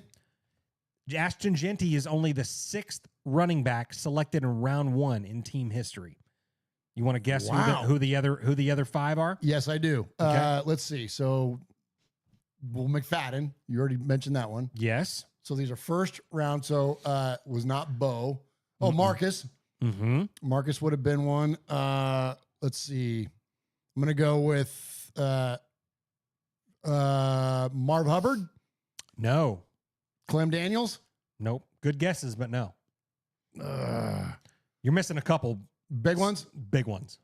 It's not Napoleon Kaufman. He wasn't a first rounder, was he? He sure was too. Was he first one out of Washington? Okay, so I got 3. Michelle, you got any? I don't. You should have one. You already said Marcus Allen, didn't you? Yeah, but there's one more recent. It's not Josh Jacobs. Josh Jacobs. Oh, he sure was. Okay, Yeah. Josh Jacobs for sure. All right, so and then you're not going to get the last one, or maybe you will. You may be a big Tony Lorick fan. No, I wouldn't have got back that. in 1964. So he was maybe the second highest pick. At pick 6, Ashton Jeanty was. Wow. Elite running back right there. So yeah, we were all slamming the table for that one. That was our guy. That's who we wanted. And we've been doing the Ashton Jeanty breakdown and coverage on this show for a long time. So I'll save you guys that. But what I will say is this: is that this is where Spytech was making his comments about this pick was the perfect blend of need and player. And, he referred to Ashton Jeanty in such a high level. And that was so refreshing to hear because we didn't know.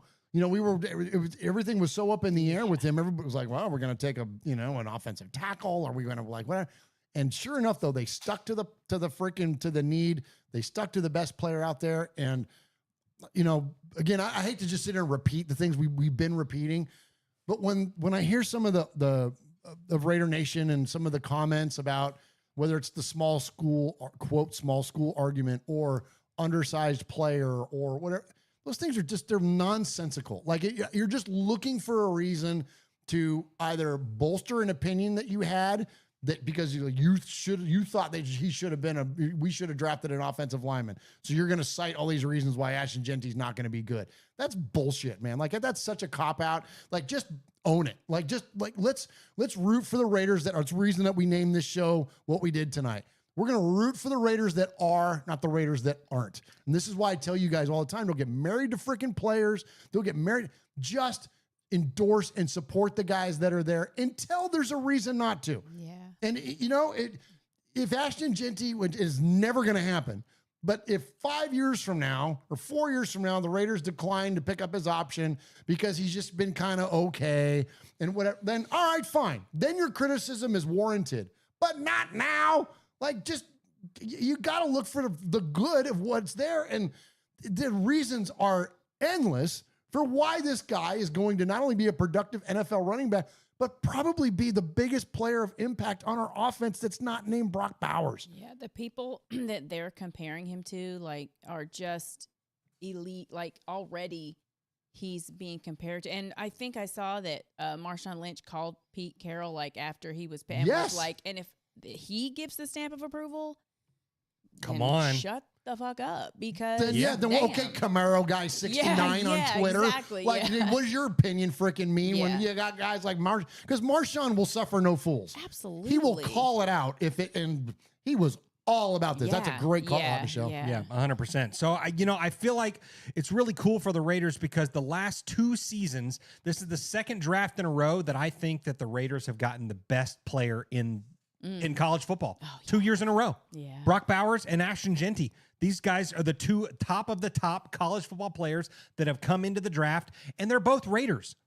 Yeah. That's so dope. That's so badass, dude. Yeah. No, I'm with you.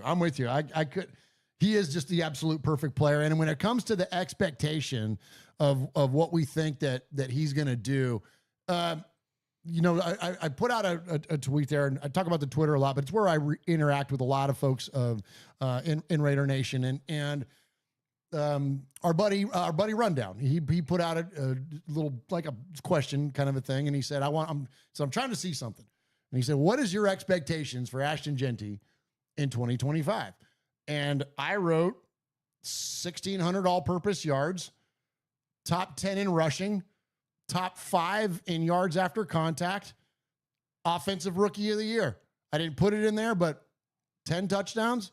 Like, and there was not a lot of comments, but there was more than just a couple that were, oh my gosh, what are you thinking? What are you doing? Like, what is this? What is it? Like, kind of like shouting it down the opinion. And I'm sitting here going, do you not follow the NFL? Do you not understand that, like, running back is the most translatable position from college to pro? Those guys don't have an adaptability period. You can come in and be a baller day one. And so the idea that, number one, you don't think he can do it, or the other comments were, why would you put those lofty amount of expectations on him? You're just setting yourself up to be let down. And I always quote our good friend Wayne Mabry, the Violator, you never lower the standards for that shield. Yeah. I'm fully aware of what our track record has been over the last 20 years. I'm not shying away from it. But the expectation still hasn't changed. The expectation is greatness. The expectation is a commitment to excellence. Anybody ever heard that? Come on, man. Like, expect greatness. And it's not, you think Ashton Genty is shying away from expectation, Michelle? You think he's like, oh my gosh, the fans are going to want too much out of me. They're going to want me to be great. You think he shies away from that? That's fan bullshit. Yeah. Players lean into that. They want to be the greatest. Yeah. They feel they can be the greatest. They think they can be the greatest. They work like they're the greatest. Yeah. They're not, you know what I'm saying? Like, that's such a bullshitty thing to be like, oh, why would you do that? Like, because I fucking love the Raiders? I don't know. My bad. Sorry. Yeah, no, I think it's fuel for the player when, you know, those kinds of, but I'm always fascinated by, like, I understand being realistic, but that's just like, that's a lower level of even being realistic. Like, get fucking excited. Like, why? It's not like I said, oh, he's going to set the rushing title. Exactly. Or he's going to, you know what I mean? He's going to beat Emmitt Smith. Those aren't even really lofty expectations. Those are pretty solid expectations for a guy like that. Like, yeah, because he's going to get 400 or 500 yards on the out of the air. Yeah. Sure. Yeah. You know what I mean? Yeah. Or probably 3 anyway, but still. So if he catches for 3 and runs for 13, or catches for 4 and runs for 12, like, I don't think that's like some bananas ass expectation. No. But it's very good, but he should be. Yeah, exactly. You know? Yeah. What do you think? Yeah, no, I think offensive rookie of the year. I mean, I don't know about how many yards and all that stuff, because, you know, he will have some yards taken from him by Raheem Mostert, you know, for sure. He's not going to be the only guy in the backfield, but I think 1,000 plus for sure. Yeah, for sure. So he'll probably have, I keep forgetting where to look. So he'll probably have, 1,000 plus, 8 to 10 touchdowns for sure. Like you said, I'm looking about 400 or 500 yards out of the air. But I think offensive rookie of the year, I don't think that's far fetched at all. Who else would challenge him? Trav? I mean, in Jacksonville? No. You think Trevor Lawrence is going to help Travis Hunter light it up enough to where he'd be, you know what I mean? And maybe the only one I would say, and this was what I said last year too, when it came to Brock Bowers, is that, and I even bet on it. I even bet money on Brock Bowers to be offensive rookie of the year. But even though I felt convicted in that, and frankly, he probably should have been, but the thing that he had working against him was that there were so many good quarterbacks drafted last year that it was like, if a quarterback has a pretty good year, a la Jaden Daniels, they're going to get the nod. Like, it's just going to go that way. Well, the odds are this year, there's only going to be one guy. This is going to come down to Cam Ward and Ashton Genty for offensive rookie of the year. The end. So if the Titans are a bucket of ass this year, which they probably will, because they're talking about a weak roster. Yes, they will. Like, right? I mean, what do they got? Calvin Ridley, right? Who's the other? They just signed freaking Tyler Lockett, which we wanted him obviously for the Pete connection and all that. But so they've got a decent wide receiver room, but who's running the ball for them? How's that offensive line going to hold up? Like, I mean, there's a reason they had the number 1 pick in the NFL draft. Right. So the odds of Cam Ward lighting it up to the point where it would overshadow Ashton Genty to prevent him from getting offensive rookie of the year, I think those chances are slim to none. And then after that, it's Travis, and he's only going to get 10 to 14 touches a game probably. You don't even know where he's going to play. He might even just be cornerback. You know what I mean? Like, so I'm just saying, I think that the odds of this are lining up much more favorably for Ashton Genty than they did for Brock, and Brock still almost won that shit. So yeah, I love it, man. I don't think there's anything wrong with having high expectations for a number 6 overall draft pick. Obviously, the Raiders do, or they wouldn't have drafted him that high. So if the Raiders are going to have that level of expectation, then so am I, because they know more about this shit than I do. So I'm just going to trust them. But anyway, all right, we got anything else? Oh, I know. I want to play one more audio clip. Oh shoot, I don't have it on here anymore. Anyways, Scott Gilbranson he's in the building. Hey, what's Silver up, and Black Scott? today. Yeah, he's jumping in. He's talking all sorts of stuff. He said people told me that he was Sincere McCormick. So many people don't watch these guys. Oh my god, yeah, that's wild. That's wild. That's wild. But he said right now, Genty and Ward are both plus 250 as the early running for Rookie of the Year. There we go. See, there you go. I'm telling you. I didn't even know that, but yeah. But yeah, that is comparing him to Sincere McCormick is, as the kids say, nasty work. Yeah, that's annoying. Like, that's honestly. terrible. Come on, that's so dumb. They need to be punched in the face, like for real. I'm irritated. I did have, I don't know what happened when that chaos that we had there with the camera. I don't know what happened to my audio bite there, but I had one from Gerald McCoy.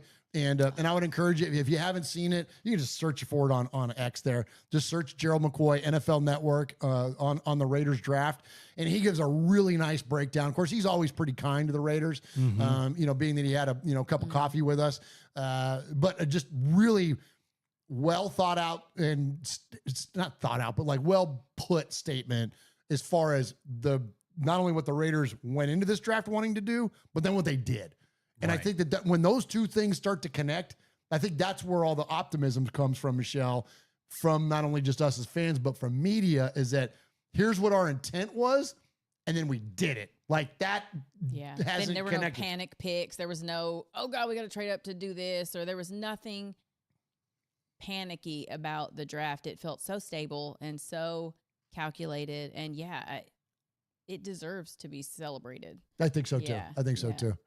All right, good stuff there. All right, so let's go ahead and let's shout out the chat room, and then more of them and less of us is a good thing. Absolutely, man. So, so Jay Harris is in there. Paul is in there. Corey Hagan is in there. James Furpo, Jordan Ford, Silver and Black today is in there. Raider 27, Martin is in there. Martin. Yeah, man. Let's see here. Who else is in there? El Capitan Rafucho is in there. Ron the Mater Raider is in there. Raider 27 is in there. Let's see who else is in there. Wyoming Raider is in there. So all of our good friends are in there. That's awesome, man. Can't thank you guys enough. So so like Murph said, more of us or more of you and less of us is a good thing for sure. They're getting a lot less Swag Jeff tonight. Yeah. More of y'all and less of Swag is a good thing. They even killed your camera. I know they did. Yeah.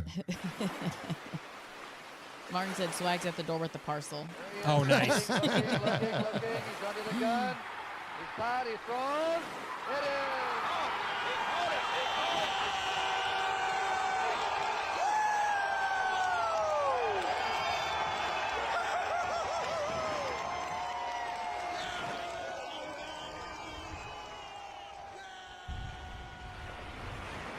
I appreciate you, Raider Nation. Appreciate you checking in with this episode of Raiders Fan Radio.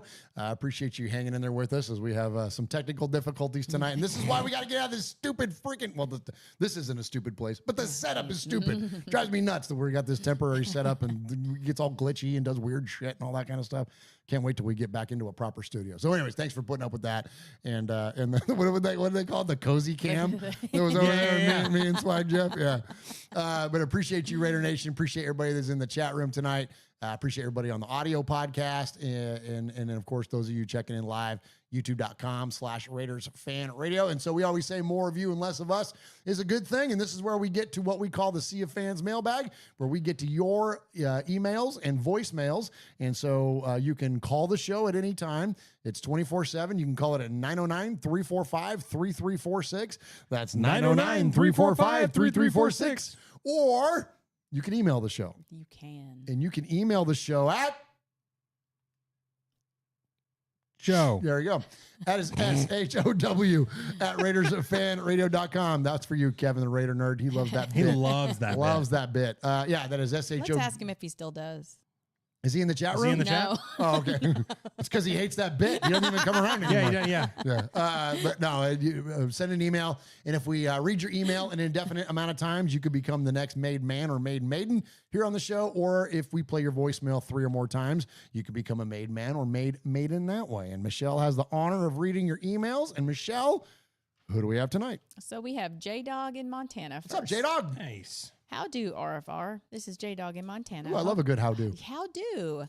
Hope all Raider fans are happy with this draft. I know I am. I'm basically jacked about all our picks. Well, every team is basically jacked up after their draft, but I think Spytek and Carroll did a good job.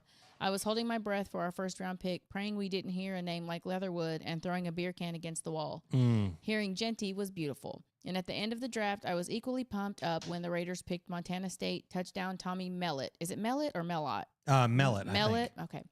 And Cam Miller from North Dakota State. We get plenty of coverage for the Big Sky and Missouri Valley football conference games. Mellott is a tough dude from Butte with a never-say-die attitude. Miller is a smart QB with some good scrambling skills. As of right now, we have a whole lot more Raider fans in this area. And I smile seeing Raider haters out here saying they have to root for the Raiders now.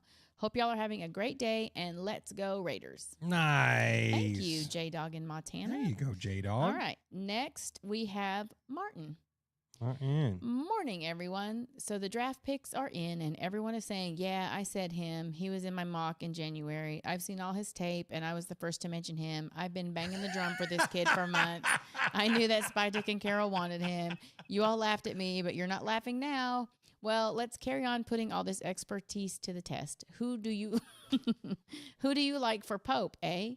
Now that Giovanni, I don't know, Angelo, I don't know how to say this name. The Pope. Becciu is out of the race after a note from the late Pope Francis suggesting that his criminal record for embezzlement and abuse of office in 2020. Wow. I didn't know that. Wow. Yeah. Let's disqualify him from Conclave. My pick for name alone would be Italian Cardinal.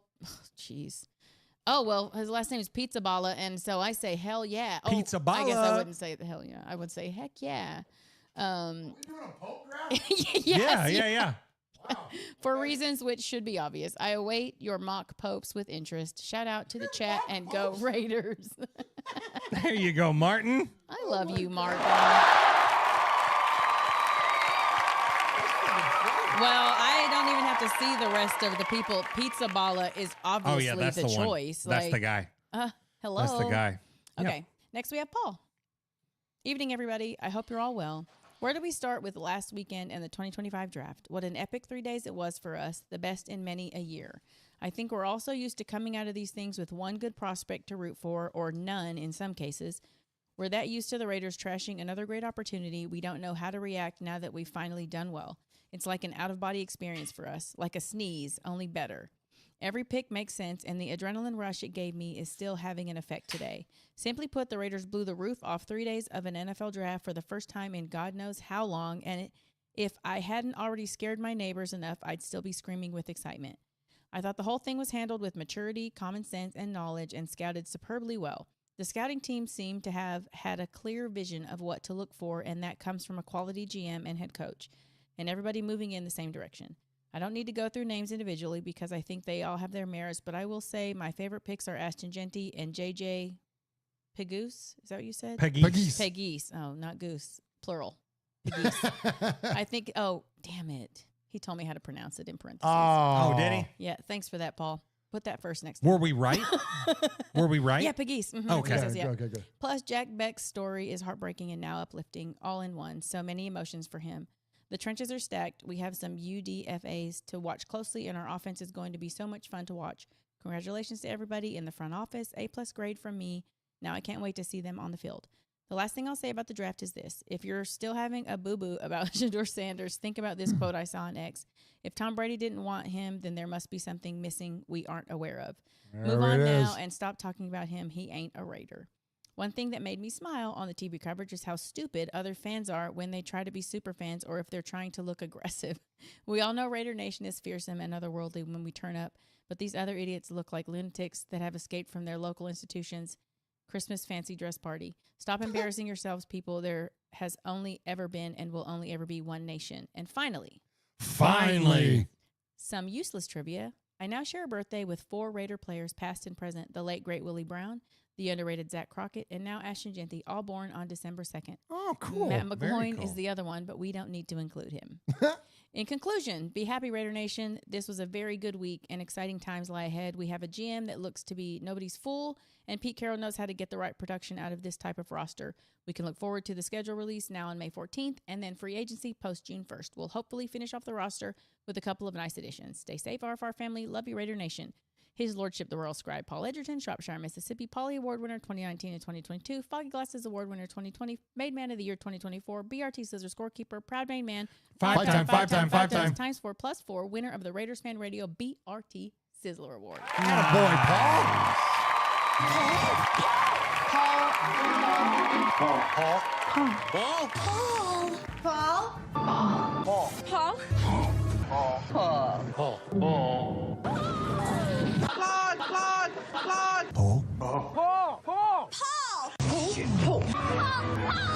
Paul, your name Paul? Hello?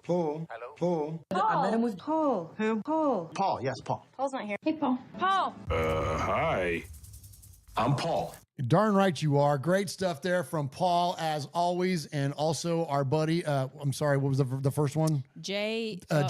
J-Dog. Yeah, J-Dog, Montana. J-Dog in Montana, and then Martin. We appreciate you very much. The Pope draft. That's what I walked back into. Like, man, we're doing a Pope draft? And then I loved it, too, about Paul talking about the December, sharing the birthday, December 2nd. Also a December birthday is Uncle Mosh. Speaking of Uncle Mosh, that we were speaking of earlier. Uncle Mosh used to always say, me, Nixon, and Jesus, because his birthday is December 23rd. And then I looked it up one time, and Nixon was not born on the 24th. Oh. So, yeah, he just made that shit up. Oh, perfect. He got the him and Jesus part right, but he missed on Nixon. Well, I share a birthday with Mike Tyson, so that's really, Oh, I think I win. That's a good I one. win. That's a good one. Now, Keith.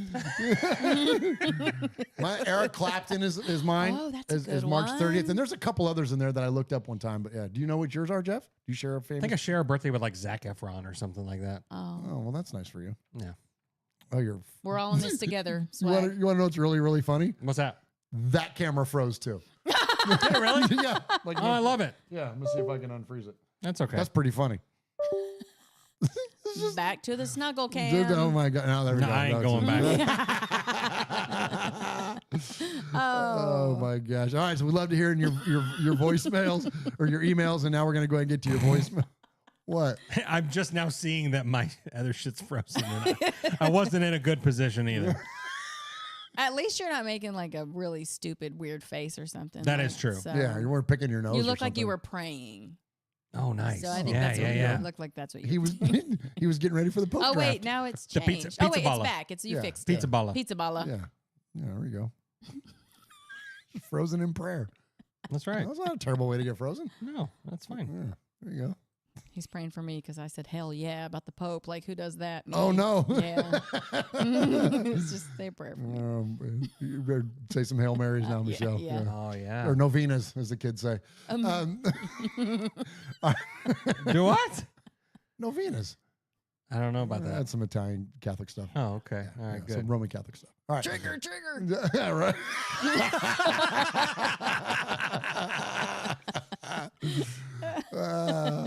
You grew up in one of those houses too, Oh, huh, my Michelle? parents were both Catholic. Were they really? But, I mean, they were like born again Christians in the 70s during that holy roller phase that blew through California. Oh, yeah. But they were both, my Little mom's spirit Italian in and the my dad's sky, little Mexican. Norman so they were Greenbaum going. both- Yeah, they were both Catholic. Yeah. Oh, okay. Yeah. And that really never left them. All right. there's not a good segue, but there's a Sagis. Is it Sagis?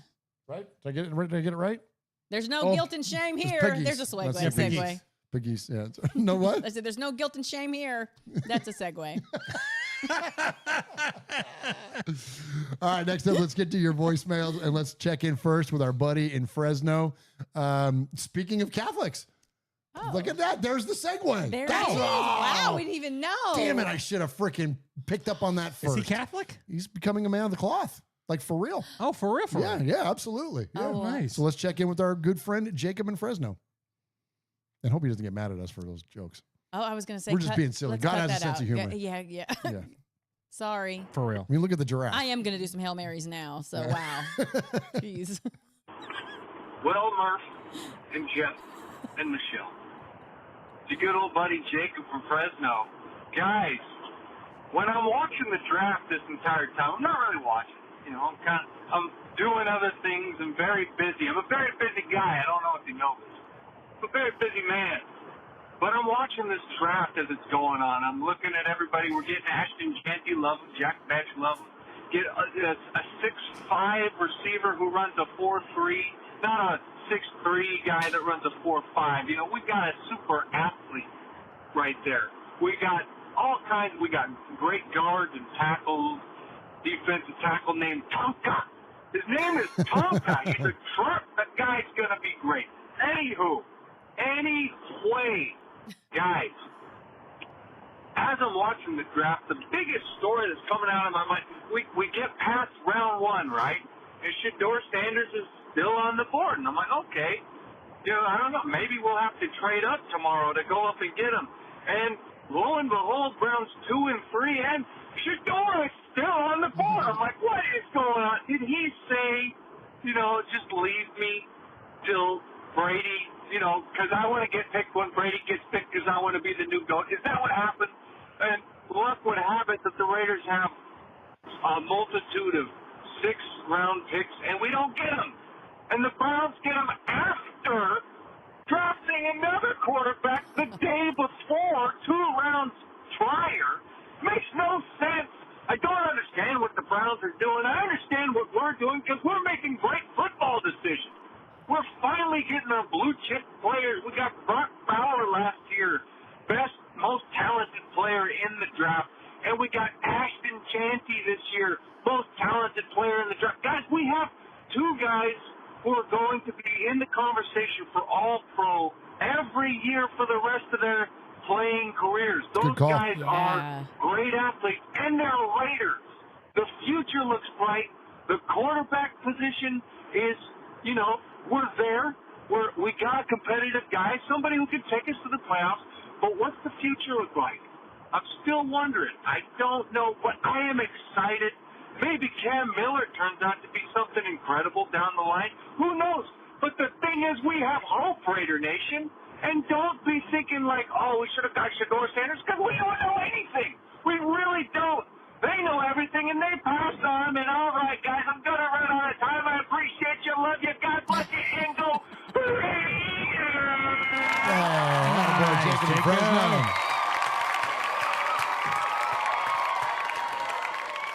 You know what? I'm with him on a thing, and I know we already said we weren't going to dig in on the top, and I don't want to dig in under the what happened draft day with Shedeur, but the idea that there are Raider fans, let's keep it about the Raiders, there are Raider fans that are lamenting us not grabbing him late, like that I don't get. Like I don't understand that part of it. That didn't compute to me, right? They all know way more than we do. Yes. And that's the bottom line. Like, there's a reason, and we don't know it, but they do. But they do, and that's it. We passed on him 9 times. Yeah. 9 times. Yeah. I mean, that's got to say something. And Tom Brady is his mentor. Yeah. Right. So Brady's got the relationship with Shedeur Sanders. So I'm agree with whoever said that. I think it was you that said, or maybe you, that like, if Tom knows or like Shedeur like that, I mean, you know, clearly there was some sort of disconnect between the teams and all that stuff. So So I just, as fans, like, let's not lament what they didn't do. Let's celebrate what they did do. Right. And that's where I lean into is that, like, what about the Raiders that are I not mean, there's the Raiders still people that that aren't? want Carr back, you know? So well, that's true. That's true. You know what? You're right. They will lament this whole season for that. Because, oh my gosh. Did you see, like, oh my God, I won't get into it. But there are entire segments already being dedicated to when he's going to start and all this kind of stuff. And I'm like, are you like, for real? Like, come on now. But I'm with you, though. I shouldn't be surprised by that because of that. That's a great comparison there. The fans that are still pining for Derek Carr, like, not only is he being gone and is going to stay gone, now he's got this injury and like, you know, and he didn't even do well when he went. Like, but I think it's easier to like think about what could have been than what's happening. So like, you know, because you can imagine in your head that he would have taken us to the Super Bowl, you know? And that's a great call out too, is that I think that it's almost like I think folks become fans of potential.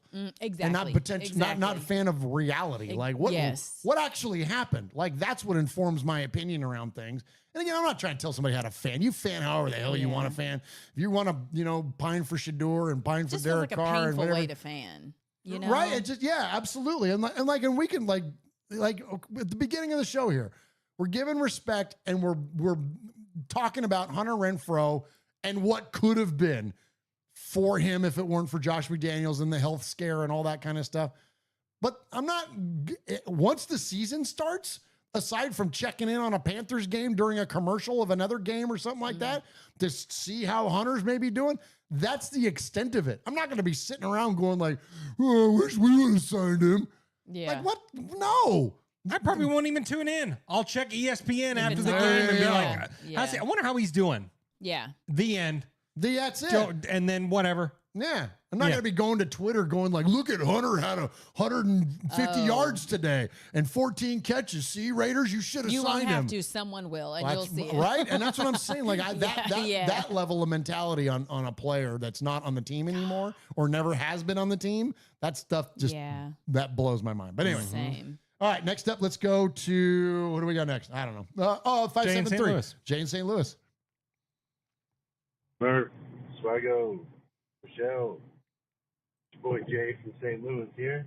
Oh, and we all got to be camera ready too, by the way. I should have told you guys that. Yeah, we have to kind of cycle through. No, I noticed. Otherwise, we're just going to leave it on one of us. I noticed after my first RBF passed through, and I was like, oh, well, I look like I don't even want to be here. Oh, it's finally fucking over.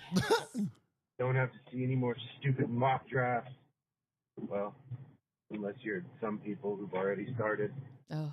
Don't have to hear fucking Mel Kiper crash out over a quarterback. Bro, for real. He was fighting for his now life. I just get to hear one of you guys talk about how fucking Tommy Mellett is actually going to be the next Raiders Hall of Famer. Oh, and did you know that 5 out of the 15 Raiders homegrown talents were from not one of the big schools, a group of 5 school? So that means it doesn't matter where you go. Get it, Murph? I clocked your ass the second you started that shit last week. He was like, oh, these are the people. I said, Michelle, let him know that I said this before. It was all a roundabout way to justify drafting Genty at number 6. But whatever, I don't care. Like I said, I'm excited to hear all of you guys talk about how these guys are actually the next greats, and the Raiders actually got 7 first-round picks because no one else knows how to draft. Remember these names. But no, seriously, I can't wait for the show. Have a good week, guys. Take it easy. Damn it, Jay. Let us have hope. I know, right? Let us have this, Jay. Jeez. But no, you know what? In all seriousness, look, and I think he makes a fair point. Like, we can find positivity in every single one of these picks. We ran down all of these drafted players and even a couple of UDFAs in there. And we can find positivity in it. But no, they're not all going to work out. Some of these guys are going to suck. Like, that's the case, especially when you're talking about 6th and 7th rounder. I think what is appealing to me, Jay, and maybe this will, help, kind of address your points there, which are fair, is that these were drafted for creative reasons. They didn't just check a box with Tommy Mellett, right? It wasn't just like, it wasn't, well, we need somebody. It's late in the 6th round. Let's go ahead and grab this guy and just kind of take a flyer on him. I think when you draft a player like that, there's a plan. Yeah. Now, said plan may not work, and he may not be the player that potentially we think he could be. Cam Miller may not even come close to being what Carson Wentz was and be out of the league in 3 years and not be a quarterback anymore and be in the freaking playing whatever, whatever the off. What is this? Not the XFL anymore. What's the other leagues? The other football leagues? UFL or whatever the hell they are. It used to be XFL, and I think it's UFL. Right, whatever they are. But you know what I'm saying? Like, he could very, very well go that way. But there's a plan for it, though. And so I think that at least that feels different to me, where it feels like other players that we would have drafted in the past would have just automatically kind of been gone in camp.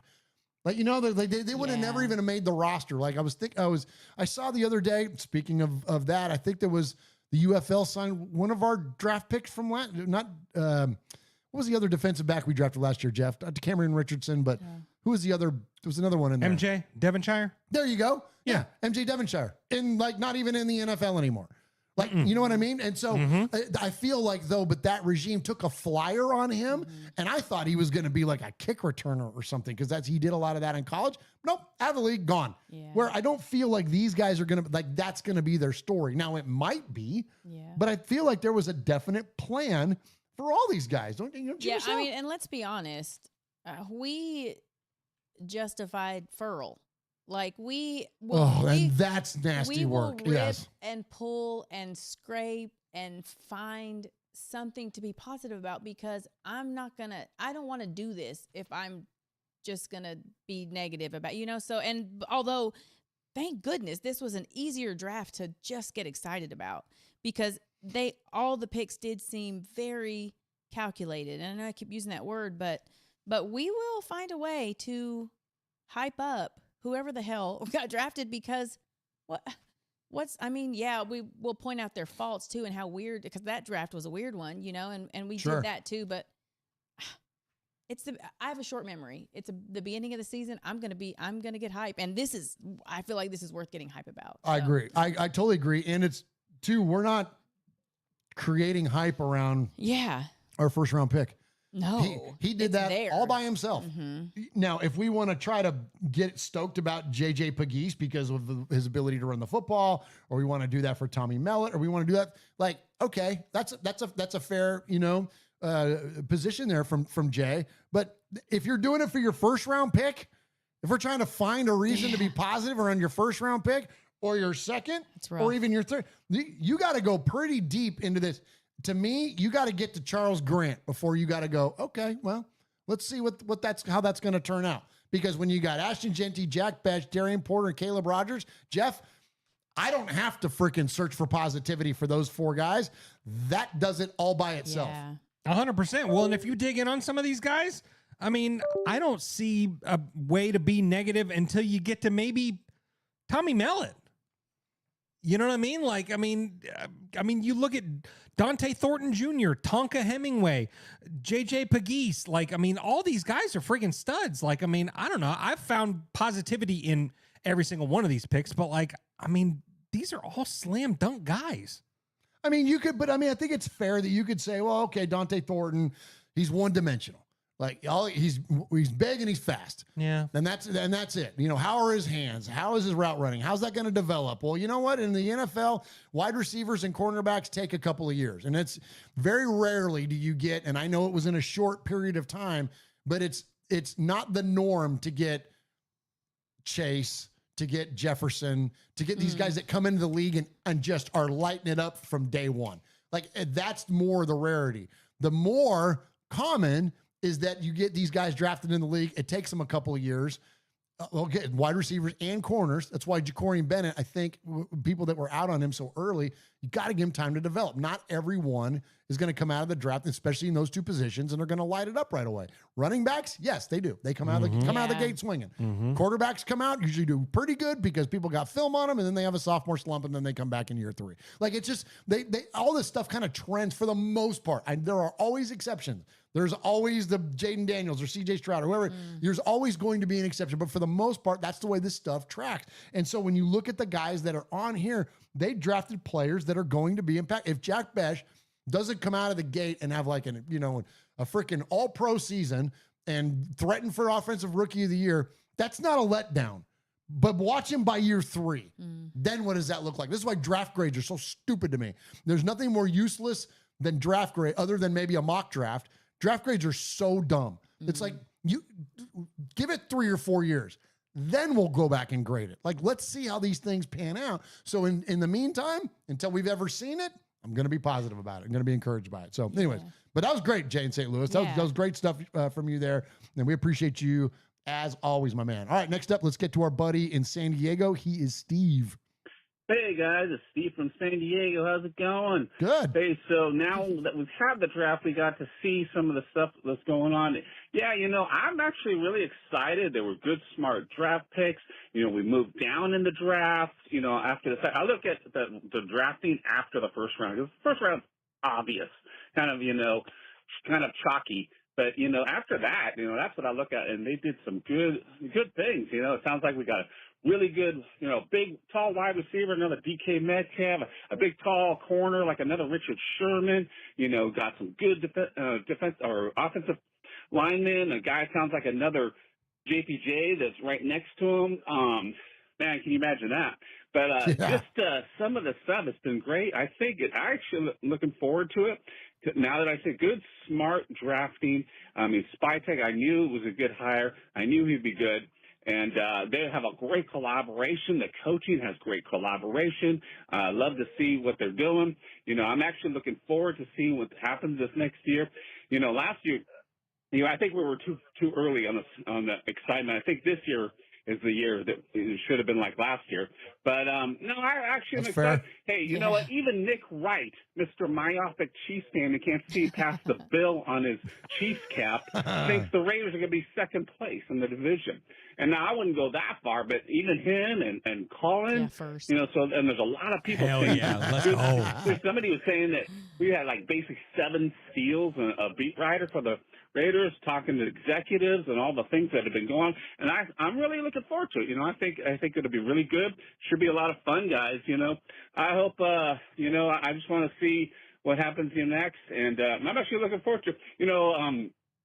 It's funny, as an LA fan, I got the Lakers and Dodgers, and I'm not even Lakers probably going to be gone, and the Dodgers wait till October. But I think every time the Raiders look good, that's when I'm really excited, when they look like something's positive. We have proven coaching, the great collaboration, and I like, remember we got Chip Kelly as the offensive coordinator, so we're doing stuff for that. So it should be fun, guys. I'm looking forward to the season. This was a good draft. Talk to you later. Bye. Hey, good job, Steve. San Diego. Chip Kelly's got all the toys to play with. Holy Jeff. cow! He's gonna go ham, as the kids say, with this offense, man. It's gonna be awesome to watch. My gosh, I can't wait. And it starts with Gino. Holy cow, Gino's not gonna know what to do. He had DK and Smith and Jigba and all that stuff there, and Kenneth Walker. And holy cow, he's got Jacoby Myers, who doesn't drop the ball. He's got Jack Besh, who doesn't drop the ball. He's got Dante Thornton, who will take it deep. Trey Tucker, same thing. And then, if all else fails, he just, chucks it to his boy Ashton Genty. Holy cow. And don't forget the best tight end in the league. Well, hello. And that guy, too, who doesn't drop the ball. There you go. Dude, how many years has it been since, I don't know, you got to go way back. So I'm not expecting you to have an answer, but, think about the depth of talent of pass catchers. I don't know. You got to go to, at a minimum, you got to go to Tim and Jerry. Golly. Yeah. You got to go to that, but that's only 2 guys. Yeah. And I'm not trying to compare these guys. Take it easy on me there, chat room. I'm not trying to compare these guys to 2 Hall of Famers. But my point being, though, is that, think about when it was Bolitnikoff and Branch and Dave Casper and you know what I'm saying? Where you had really reliable pass catchers. It seems like this could line up to be that. Yeah. Just on track record so far. Yeah. That's because you're right, because Jacoby Myers has vice grips for hands. Yeah. So does Jack Besh. So does Brock Bowers. Just those 3 guys alone.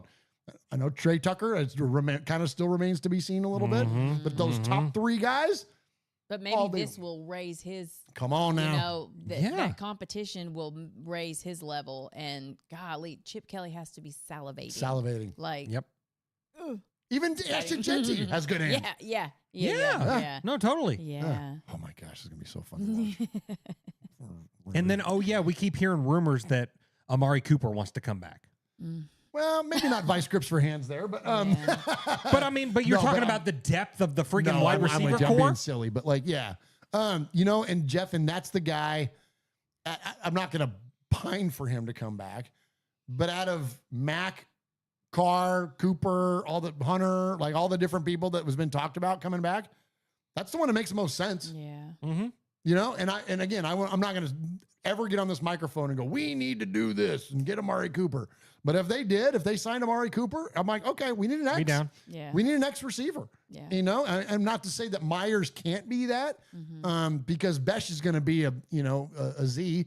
So, and Brock's your Y. So, I mean, we need that. So could Besh be, if you sign Amari Cooper, does Besh then back him up? Like, you know what I mean? Like, I kind of get it. Or work him in the slot, maybe. I mean, I don't know. There's just so many options out there. Or they could just not do anything. We could just right into freaking the year with what we got offensively and use that $42 million to trade for Jalen Ramsey and rework a contract. I love that idea. We also got to save some of that money too, because we got 26 players on the active roster next year. Yeah. So, I mean, we're going to need money. We're going to need that space. So they can't be going and signing a bunch of big, crazy extensions and, overpaying for free agents and all that kind of stuff. But is there still a move or two in there for free agency? Absolutely. Is that Stephon Gilmore or any of that? I don't know, but I love it. Jalen Ramsey like that. Okay. Holy cow. Can you imagine? Oh, jeez. Badass. That'd be badass. Be badass. All right. We got one more to get to, and then we're out of here for the night. Let's check in with our buddy in the 704. I don't know who this is. Hey, what's good, everybody? Oh, what's good, nation? Rafa. Capitano Fucho, Rafa in the building. What's up, brother? So I just wanted to tell you, this draft is wholly amazing because I was really pumped out for the pick 6, which is Ashton Genty, because we're now following the tradition of all this. Tested guys, great guys, and monster guys, because we just brought something incredible, which is Deontay Thornton second, Darian Porter, Jack Batch. I mean, there's a lot of greatness in this draft right now, and I just wanted to tell you, John Spittek has been cooking very well. It's just like, if you watch the series called The Bear, and John Spittek has been cooking very well, just like a la mode. But I think the season is going to be off the chain because it's going to be about changing the culture. Because right now there is no excuses at all. 100% pure attitude, because we got to brought discipline, commitment to excellence, and of course, we got to brought greatness to this Raider Nation. So I just wanted to tell you, salute to you, Murf, Michelle, Jeff, and of course, because tomorrow is going to be May 1st, just like the son of NSYNC is going to be made, but I just wanted to tell you, salute to you guys, Capitana Pucho Rafa in the building. And I just wanted to tell you before I leave right now, there is only one nation. That's the Raider Nation. Beautiful. Well done, my friend. Well done. Only one nation indeed, man. That's awesome. I know somebody in the draft thing came out and were like, all right, Bolt Nation or some shit like that. It was like Packer Nation. It's one of those, man. I'm like, oh, gosh. that. I don't think people get it yet. Like, how many years we've been trying to take? Like, I get it at first. People were like, all right. But no, it's like, we put it on our draft tag. Come on, dude, for real, right? Yeah. Read that shit. Read that shit. Yeah. There's only 800,000 people in front of you wearing it saying it was only one nation. You're coming out there going, okay, Cardinal That's so Nation. embarrassing. Yeah. Oh my God. That is embarrassing. All right. Yeah. Hey, thanks to everyone that emailed and called tonight. So we started off. So I give a Sizzler Award at the end of the night. Yes, you do. Yes. So the best caller or emailer of the night gets the Sizzler Award. And we started with some great emails. J-Dog in Montana, Martin and Paul. And on the voicemail side, we had Jacob in Fresno, Jay in St. Louis, Steve in San Diego, and Rafa. But tonight's Sizzler Award goes to a guy that just started great conversation. It was a great call, good points, all that stuff, and sparked some good conversation. Tonight's Sizzler Award goes to Jay in St. Louis. Hey, nice job, Jay. Sizzler. Sizzler. Sizzler. Sizzler. We are Metallica, and we are here for your Oakland Raiders! You know why we out here, and we ain't playing around today. From The Walking Dead to errant Jedi Knights, Raiders fans are a rogues gallery.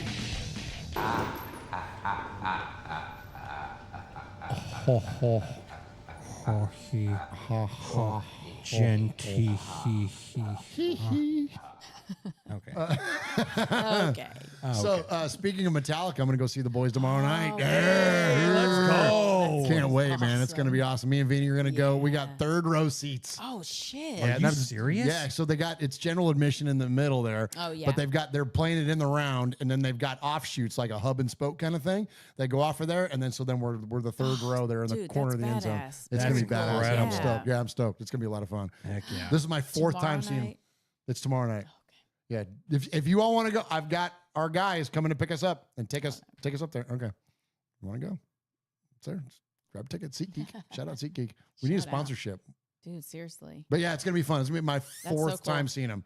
I saw them once at West Palm Beach at Lollapalooza in '96, and then twice at Bridgestone Arena, and then now this time is gonna be at Nissan nice. Stadium. Yeah, it's gonna be badass. Very nice. Yeah. Have you seen them, Michelle? I've never seen him. Oh my gosh! No. Well, they're playing tomorrow and Saturday. Oh, yeah. Yeah. So, okay. Yeah. We talk about the Raiders enough. Now can I talk about Metallica? Yeah. It's time to wrap this shit up. Just like I ain't been on camera in like an hour and a half. Is Yeah, it time right? to go yet? I appreciate all of those of you, Raider Nation. We love you guys so very, very much. Thank you to everybody that's been in the chat room tonight. Thank you for the wonderful support you give the One Nation Foundation. Thank you to all those incredibly, incredibly kind donations that have come in.